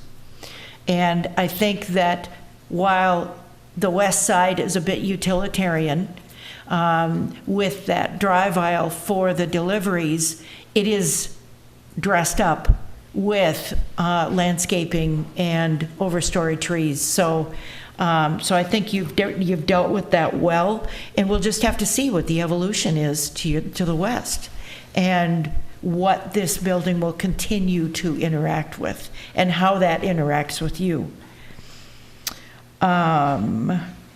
As far as interacting with what's around you, I think that leads into the principle that regards economic vitality, and how this how this development contributes to economic vitality, and that is the connections that you build. Those are of utmost importance. Those being, I think, primarily non-motorized connections to those retail connections, to those entertainment connections. And you've got one big connector right there on the east, being the Promenade. So as long as people can get fluidly from one place to another and safely,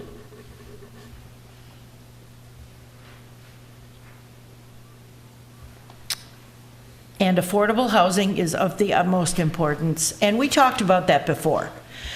So at this point, you're looking at 10% affordable, so 17 units. And you'd be looking at, in 2017, that's 50% of AMI. Depending upon the size of the family, I would guess it would go up to 4 people comfortably, possibly 5, depending upon the size of the unit. So those are some nice median incomes that will be able to be accommodated by affordable housing here. So from what I see, it really is lovely. The cooling towers, the cooling units, whatever they are, it used to be that they sat over in a place by themselves, and now I think how those are incorporated has become a little more innovative. So I'd like to know where those are and who is going to be most impacted by them. We had one situation that I don't think this type of construction is going on right now, but who knows. But the cooling towers were placed and had to be moved because of how they affected the residents that were across the street.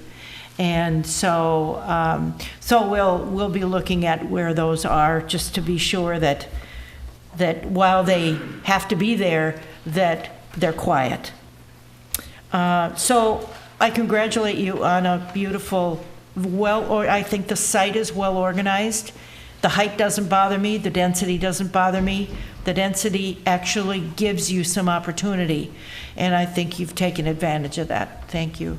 All right. Thank you, Member Brindle. Member Staunton? Thank you, Mr. Mayor. So thanks to Mr. Lund and your team for a nice presentation. I appreciate the work that's gone into this to date. And it has, I think what's interesting about these kinds of projects is I look at them as not just that site, but what does it say about the surrounding sites?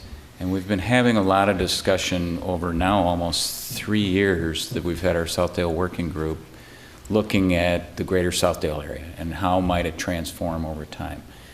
And the principles were a good step forward. I appreciate the responses that you made to those. And one of the pieces in the materials also included one of the maps that was part of the phase 2 of the Southdale Working Group, which shows how we've tried to divide up or how we hope in the future we create smaller blocks and connections that can be pedestrian connections and shorter connections. And a lot of that was drawn from Mick Johnson's discussions of echoing the city of Portland, where you have shorter blocks, scale. It's not just creating a sidewalk, it's not just creating a boulevard, but it's creating a feeling that you, as a human being, have a scale that can get from here to there. So right now, when you think about, even if you had a good path, the notion of walking a block that's 1,000 feet long doesn't feel like you're making much progress. It doesn't feel like you're at a scale. One of the things that's exciting about this project is it's actually a really small site, and so it's a good place to start because you can almost create a block that's a really short block along Hazelton. What I would ask you to do as you move forward is think about and consult the Southdale Working Group discussions about the proportions of setback versus street width. There's been some good discussions about France Avenue and how a wide right-of-way then dictates a different setback and height. And so you want to be thinking in terms of proportions, and Hazelton is going to be a narrower, more winding street. And so think about the setback in proportion to that green space in the roadway so that a human being walking along there is feeling that comfort. I would echo some of the comments that Mick Johnson made in his written materials about that front yard. I don't know what the right answer is. I did watch the Planning Commission meeting and noted that, you know, the downside of pulling the sidewalk away from the street is you kind of cut that green space in half. I understand that, but I also want that to feel like a comfortable pedestrian experience. Maybe some of that is trees. You know, there's a lot to the psychology of the driver. And right now, the roundabouts are slowing folks down a little bit as they go through there. There's no real trees or other things on the side. So maybe if we have trees along it, it makes it feel more residential, makes it feel like a place that you want to go slower, and hence a place that you're more comfortable walking. The location is just terrific because you're along the promenade. I would echo the comments that have been made about utilizing the promenade. This is, you know, this public realm is, we have it there in order to attract this kind of, to attract people, and people live in places like this. So that brings me to a bigger picture conversation about the greater Southdale area in general. We've been having a lot of discussions about increased height, increased density, and I think folks are looking for a vision of what the future is going to look like. And in the greater Southdale area, I'm starting to think that we're really going to be looking at a series of villages. And if you think about it, you want to be in about a quarter-mile walk shed. You want to be in you want to have, if you're going to live there, you want to have entertainment, services, groceries, etc., all within that quarter to half mile where you're comfortable walking or taking a short drive. And the area is so much bigger than that we can't think of it necessarily as one big solution. Instead, it's going to be a series of kind of overlapping neighborhoods, if you will. So if you think about 50th and France, where we recently approved a Market Street project, that if you drew a circle around the whole 50th and France area, you could fit a dozen or more of those in the greater Southdale area. And that's the kind of area you're thinking about. And I love the location you have here because you can walk to Byerly's, you can walk north to the Galleria, you can be on that promenade. I think that starts to create this. You know, the reason for us to pursue extra density in some areas of the city, and people need to understand we are not giving up on our low density single family housing organized around great parks and great schools. That is staying, and what we want to do is add to that. And we can do some things that our community has asked us to do, like provide other housing options. We do low density single family really well. We don't have so much of other options. And Mr. Lund, you spoke very eloquently at the Planning Commission about your own neighborhood experience with people moving out. We've heard that, all of us up here have heard that story about folks who are staying in their home, not because they need a single family home anymore, but because they don't want to leave the city and they don't see a good option for a place to go without leaving the city. And so I think one of the reasons we're going to want more density in pockets like Southdale, Grandview, 70th and Cahill is to provide that extra housing option. Another is to provide affordability. And I'm pleased to see that in your materials you said that you're going to comply with our policy. That's great. You know, obviously you can create more affordable opportunities as you create more density. In addition to that is really economic and environmental sustainability. From an economic perspective, you know, it's expensive to provide pavement, sewer, water, infrastructure in a low-density, single-family neighborhood. Providing it in a more dense neighborhood, just the math works. You have more people paying for fewer miles of that material. And I think that can help support are great single-family, low-density neighborhoods. From an environmental perspective, there's all kinds of things you can do, and I'd encourage you to really push those in terms of energy production, certainly stormwater. I don't know if you were here at the beginning of the meeting, but one of the topics we discussed was our comprehensive water resources management plan. There is an interactive map we have now that shows that the whole city has 100-year storm events, and they're everywhere. And we have to figure out a strategy for dealing with stormwater. And really, an area like the Greater Southdale area can help us do this, and we want to see you do your part in that. So those are, and I think I would finally end with, you know, part of the problem in creating new neighborhoods is people don't know who's going to populate those neighborhoods. And so there aren't any constituencies for those neighborhoods because nobody lives there right now. But I would suggest to folks that we are going to be populating those neighborhoods. The people who live here now and others who we welcome into the community will be populating those neighborhoods. And they'll, you know, we have an opportunity to create great new neighborhoods. And I think this is a really good start on that. I think you're having one piece to the puzzle. There are some things you're going to have to do along Hazelden, along the west side. I'm concerned about the west side. I understand, you know, I think we're eventually going to have a road that's going to go from one roundabout to the roundabout on 70th that'll kind of meander through that property. And how we deal with the west side in the future, I think Councilmember Fisher talked a little bit about that. We're going to have to think through that. But I like the use, I like the location, I like the piece to the puzzle that it can become, and I look forward to seeing it as it moves forward. Thank you. Thank you, Member Staunton.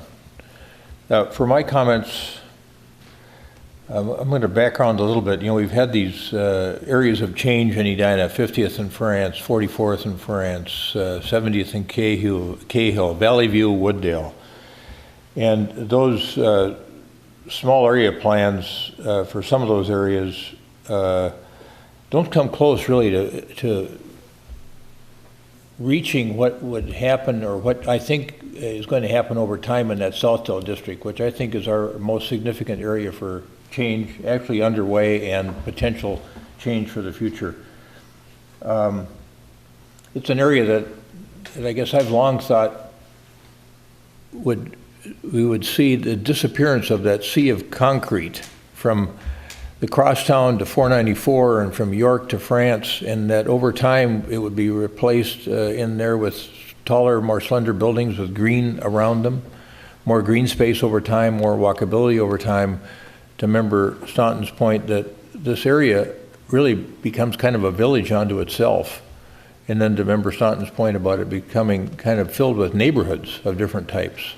And in this sense, your project is leading the way on a new facet of this neighborhood that's got some commercial activity, a lot of commercial activity, but now residences as well, in a place that couldn't be better located in terms of being on the Promenade, kind of in the heart of the Southdale district, halfway between York and France. And it's just, to me, just a tremendous location. So I'm going to talk about it a little bit like Member Staunton did in terms of, and I may meander a little bit in terms of talking about the building itself, the architecture, the building, the site plan, and then the neighborhood. So first of all, I'm surprised and pleased that you've already gotten to this level of design. I think it's really quite remarkable for this small site to be able to create something like this relatively quickly. I like the design, I like the materials, and particularly I like the use of wood as an accent. I think it creates a great deal of warmth in the project, Mr. Jacques, so keep it up. I think your expression verbally about wanting to use warm materials, stone, glass, metal, wood, all those things are important to think about as you come forward potentially with an actual project. And then also the design itself, from Mr. Lund being involved in those iconic buildings downtown, whether it's Grant Park or it's the Carlisle or now Nick on Fifth. We know what standards he sees are critical to meet, and that foretells a really good potential project here. I think that with those standards in mind, Lund Properties will, I think bring us something that's first rate. I like to use the podium height. I think it's critical in a tight street like this that you get it back away from the street a little bit.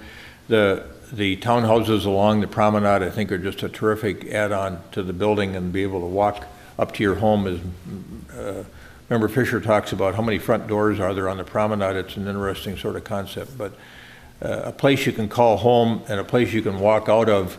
And you've used now green space to meld into the city, 80-foot city right-of-way that's filled with green growth and landscaping and pathways for both walking and biking. I think you did a remarkable job on that east side. So the podium height, I feel, is critical. The terraces and the front porch concepts, I think, are really delightful. It speaks of single-family neighborhoods and being able to sit outside and, in this case, I guess, watch the traffic go by. But nonetheless, I think it'll be something that people will really appreciate that potentially would live there. Over the time that I've been doing this, we're constantly working on amending the comp plan with respect to height and density as things change in the Southdale district in particular, and we see the price of land go up. Now we're talking about this new comprehensive plan that we have to have in by the end of 2018, and we've been talking about leaving height out of the plan. And we've been talking about putting density in, and now we're faced with a density number that doesn't even comport with what we were thinking about having as a density number in the plan. So, the height and density of this and even the setbacks aren't off-putting to me at all, because I think it's what I've kind of concluded from, particularly listening to Member Fisher, there's a lot more subjectivity in height and density and setback than you realize. You put these codes in place, and in the case of a zoning code, it tends to be prescriptive. But if you're going to get the kind of quality of project that you want at a particular location, having something be prescriptive and tell you what you can't do, or only what you can do, doesn't always work. And I think we've found that out over and over again. And so for this particular project at this particular location, at this particular footprint, I'm okay with the height, the density, and the setback. For me, this whole discussion about density is really important, and as we talk about, as we ruminate about how to talk about it, the density level to me helps reduce your carbon footprint. You've made maximum use of this relatively small space, but still allowing green space on your own site to interface and interact and meld into the green space that we hold as a public realm amenity. So for me, the quality is an appropriate trade-off for the proposed height and density and the setback. It's slightly shorter than the Weston, and I think the Weston's now become part of the whole landscape in the Southdale area. And for over 40, 50 years, there's been scattered height through the Southdale district, and I think that's what we're going to continue to see. It's not going to be, what is it down in Houston, Crystal City, or, it's just where everything is a 30-foot high rise and they're packed in densely. We're not going to be an alternative to downtown, but I do think we'll be a hybrid city that will have elements of urbanity to it, such as Nick on Fifth or the Carlisle, and we'll have these great elements of suburban life at all. It's almost like we can try to have it all, and maybe can have it all. So again, people also on the council noted this. I think people are not going to move here because they want to use their car. So the fact that it's underparked, I'm comfortable with that. Member Staunton mentioned the Promenade as a public realm amenity that we built to spur private development around it, and we saw in phase 4 of the Promenade project, 71 France blossomed right up right after we finished the project. They were kind of going on at the same time. The other thing I liked was that you've embraced the principles. I saw somebody at the Planning Commission suggest you ought to build the LEED standards. I don't care about that. What I do care about, I think everybody on this council cares about, is that while LEED certification to me isn't necessary, that you build to high standards of sustainability, that you deal creatively with stormwater. I think all of these things are going to be critically analyzed by the council when you come back, if you do come back. One And I think, and affordable housing, I guess that's the last point I wanted to make, and Member Stewart started out making that point, Member Brindle followed up. I'm flexible on how to deal with this affordable housing requirement that we have, whether it's on-site, if you discover that it's a challenge on-site, if it's off-site, or if it's a contribution, I'm willing to think about that, how you do that. Because we've had people in our town tell us now, since Estelle Edina, I've had several people stop me and say, listen, Mayor, I'm selling my house over in West Edina, for example. It's a multi-million-dollar house. I wanted to stay in Edina, and this is exactly the kind of place someone would want to live, that, you know, instead of going down to the river or going to Wayzata. And while they may prefer multifamily ownership, I think this building will be of such high quality from a rental standpoint that a lot of people that would otherwise prefer ownership will think, yeah, this renting is okay. We'll bank up the equity in the house and we'll move into a beautiful place here and be very content in renting in a very, very high-end upscale building. So there's a lot of good elements to this that I like. I'm pretty comfortable on as I mentioned, I won't repeat myself. Those are my comments. Thank you. All right, I think we're done.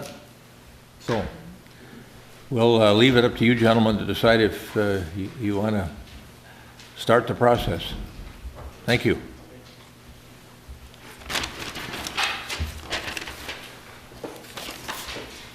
All right, we're on to we've got a resolution 2018-13 accepting various grants and donations. Somebody want to make a motion on that matter? I'll move the matter. Second. Got a motion and a second on 2018-13. Requires a 4/5 vote to accept those donations on behalf of the city of Edina. Any discussion? All those in favor of adopting resolution 2018-13 say aye. Aye. Aye. Opposed? Carried. Annually, we get some wonderful donations from the NC Little Hospice. They've done it again this year, $1,500 to each, the fire department and the police department. We thank them for that.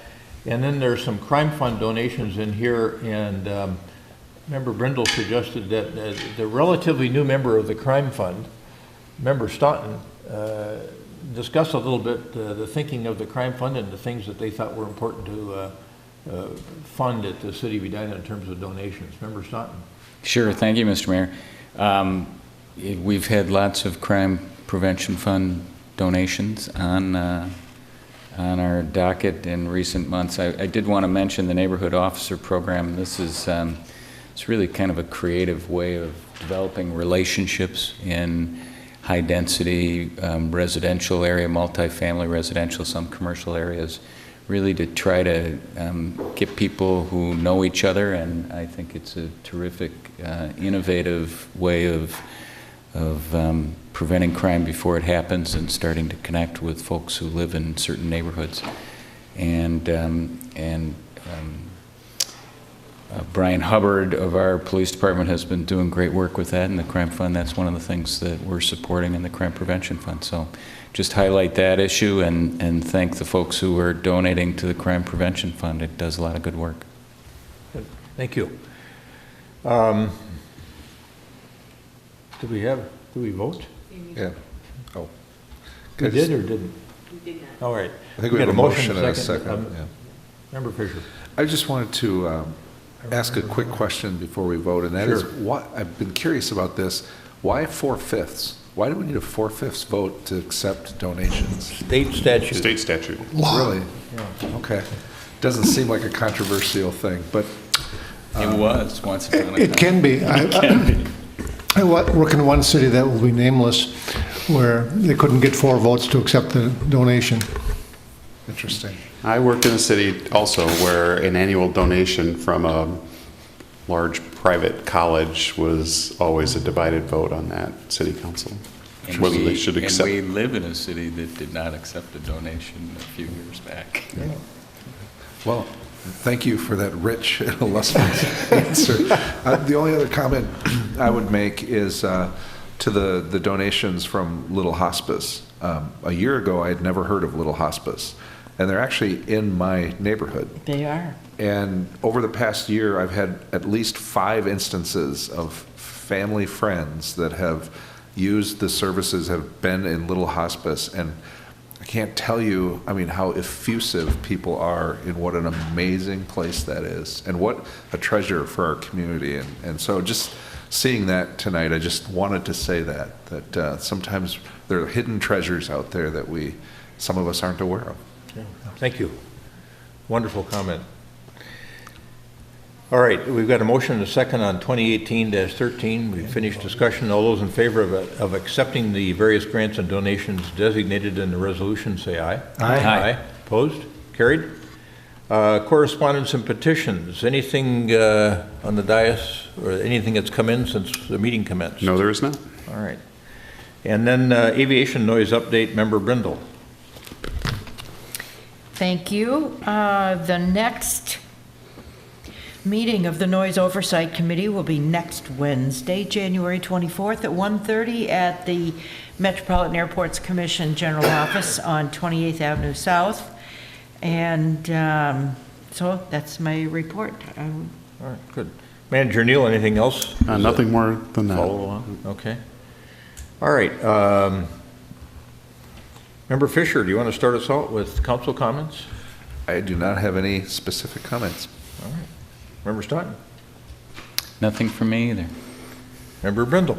All right. I finally remembered to bring the cup.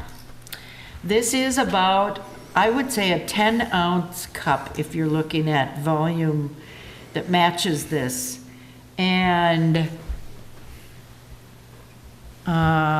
this cup will hold 1 pound of salt, and that's enough to put down 4 pounds or less in 1,000 square feet.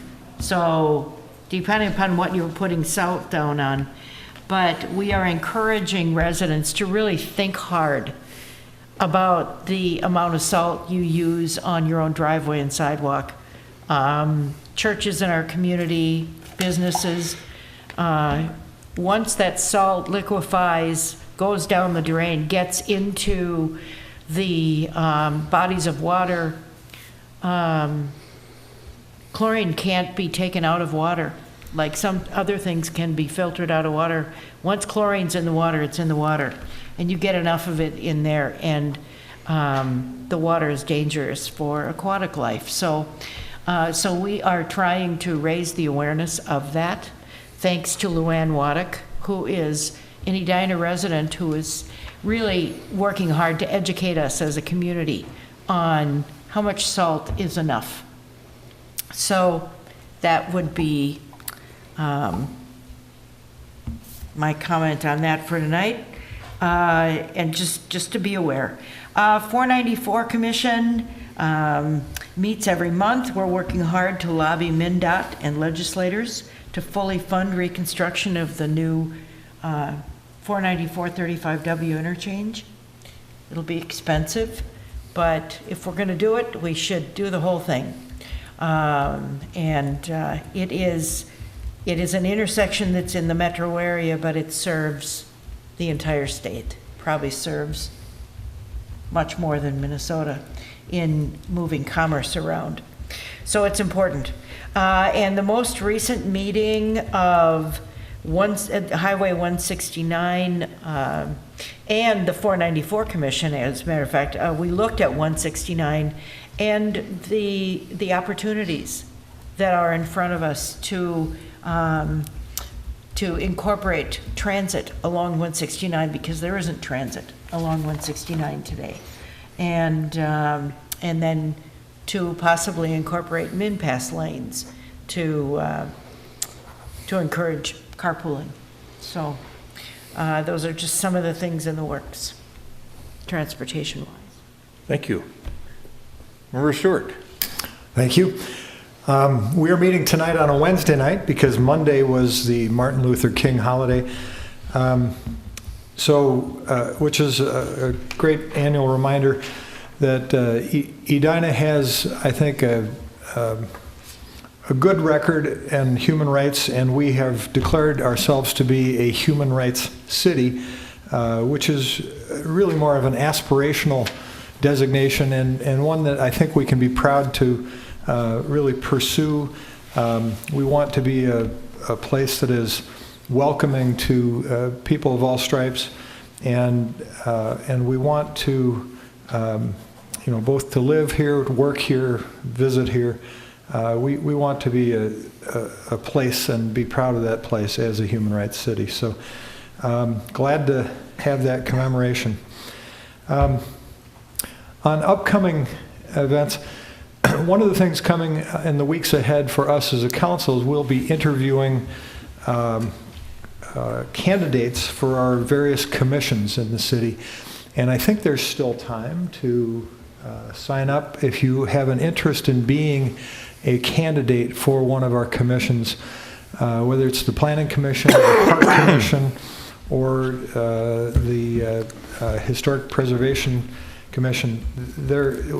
We've got such a wealth of talented people who work on these things, but you might be among them. So please, if you have an inkling to serve your city in a volunteer capacity and you have an interest in these things, we welcome your application. We'd love to have more talented people come and put themselves forward for our commissions. Also coming up, on Monday, January 22nd, from 5:30 to 7:30 here, not 5 o'clock as was said at the beginning of the meeting, but 5:30 to 7:30 is an open house regarding Grandview and the redevelopment of the former Public Works site. We would welcome input from everyone. We also have, coming up on the 27th of January, a Saturday, the mayor was earlier talking about the Al Aman Center in Minnetonka, the Muslim center, an event called Bridges for Peace, which I think is open to everyone, is going to be held from 4 o'clock to 6:30 on that Saturday. So look into that if you have an interest. We have then, of course, on the 4th of February, the Super Bowl. So I think we're all excited about the Vikings' forthcoming victory. And on the following Tuesday, the 6th of February, are the precinct caucuses. And so our next city council meeting will also be on a Wednesday, the 7th of February. But if you are politically inclined and if you are a member of a party, the 6th of February is the date for those caucuses. Thank you. All right, thanks. I want to go back to the 8th of January. We had a combined meeting of ULI and the Regional Council of Mayors, and there were several speakers, but the main speaker was Tom Fisher from the Dean of the School of Architecture, one of the deans over there, and he had a wonderful presentation on autonomous vehicles. He was leaving the next day to go to make that presentation to US DOT, I think, in Federal Highway. And I asked Tom if he'd be willing to come over to Edina and make that presentation for us, and I was thinking that for the council, for the Planning Commission, for the Transportation Commission, it'd be a terrific presentation, and so Manager Neal and I will try to line something up there that gives us a chance to see and contemplate the nearness of the use of autonomous vehicles. And he had a wonderful comparison to the early 1900s when cars first came on the scene, and there was that horse-car interface where it was kind of confusing for a while as to how people were going to get around. But within 10 years, the horse was gone from the time the car was introduced. And so there could be some remarkable change forthcoming here as well.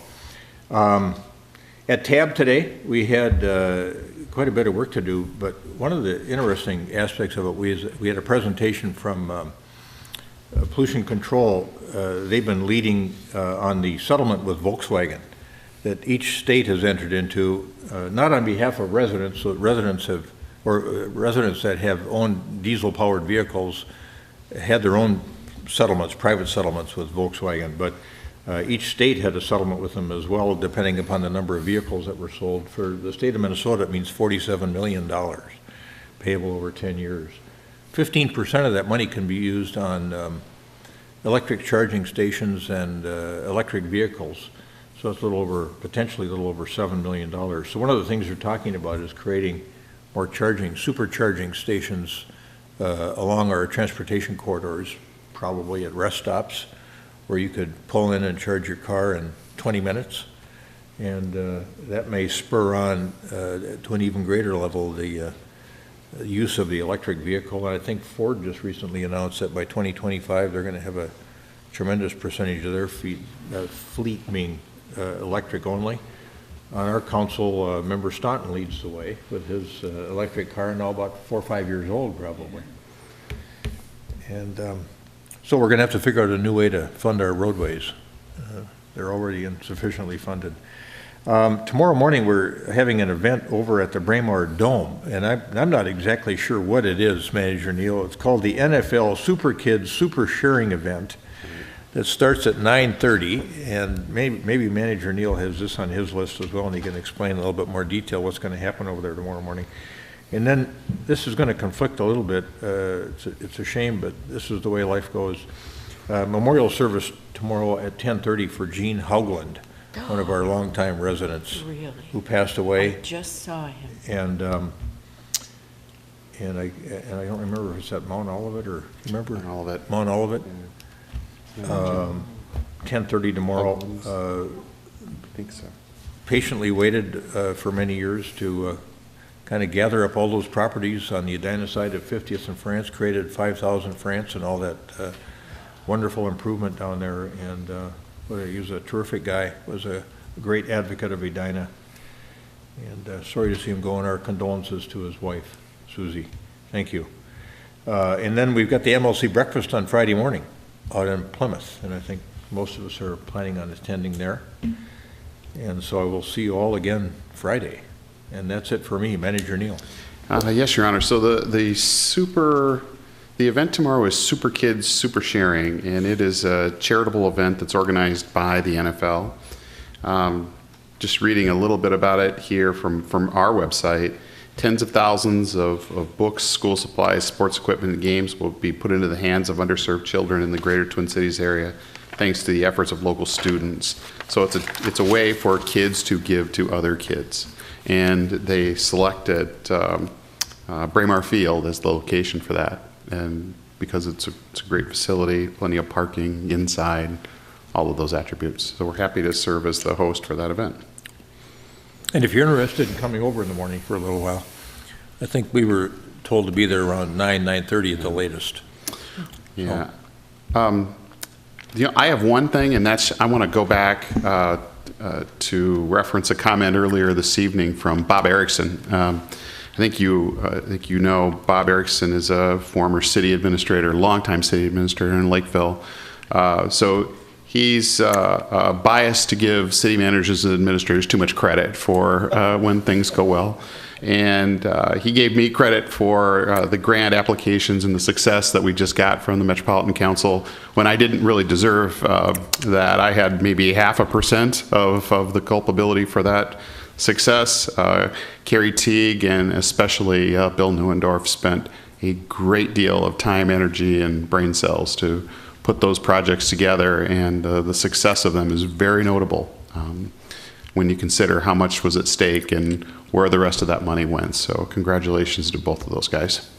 Good. Thank you. Did that prompt anything else from council members?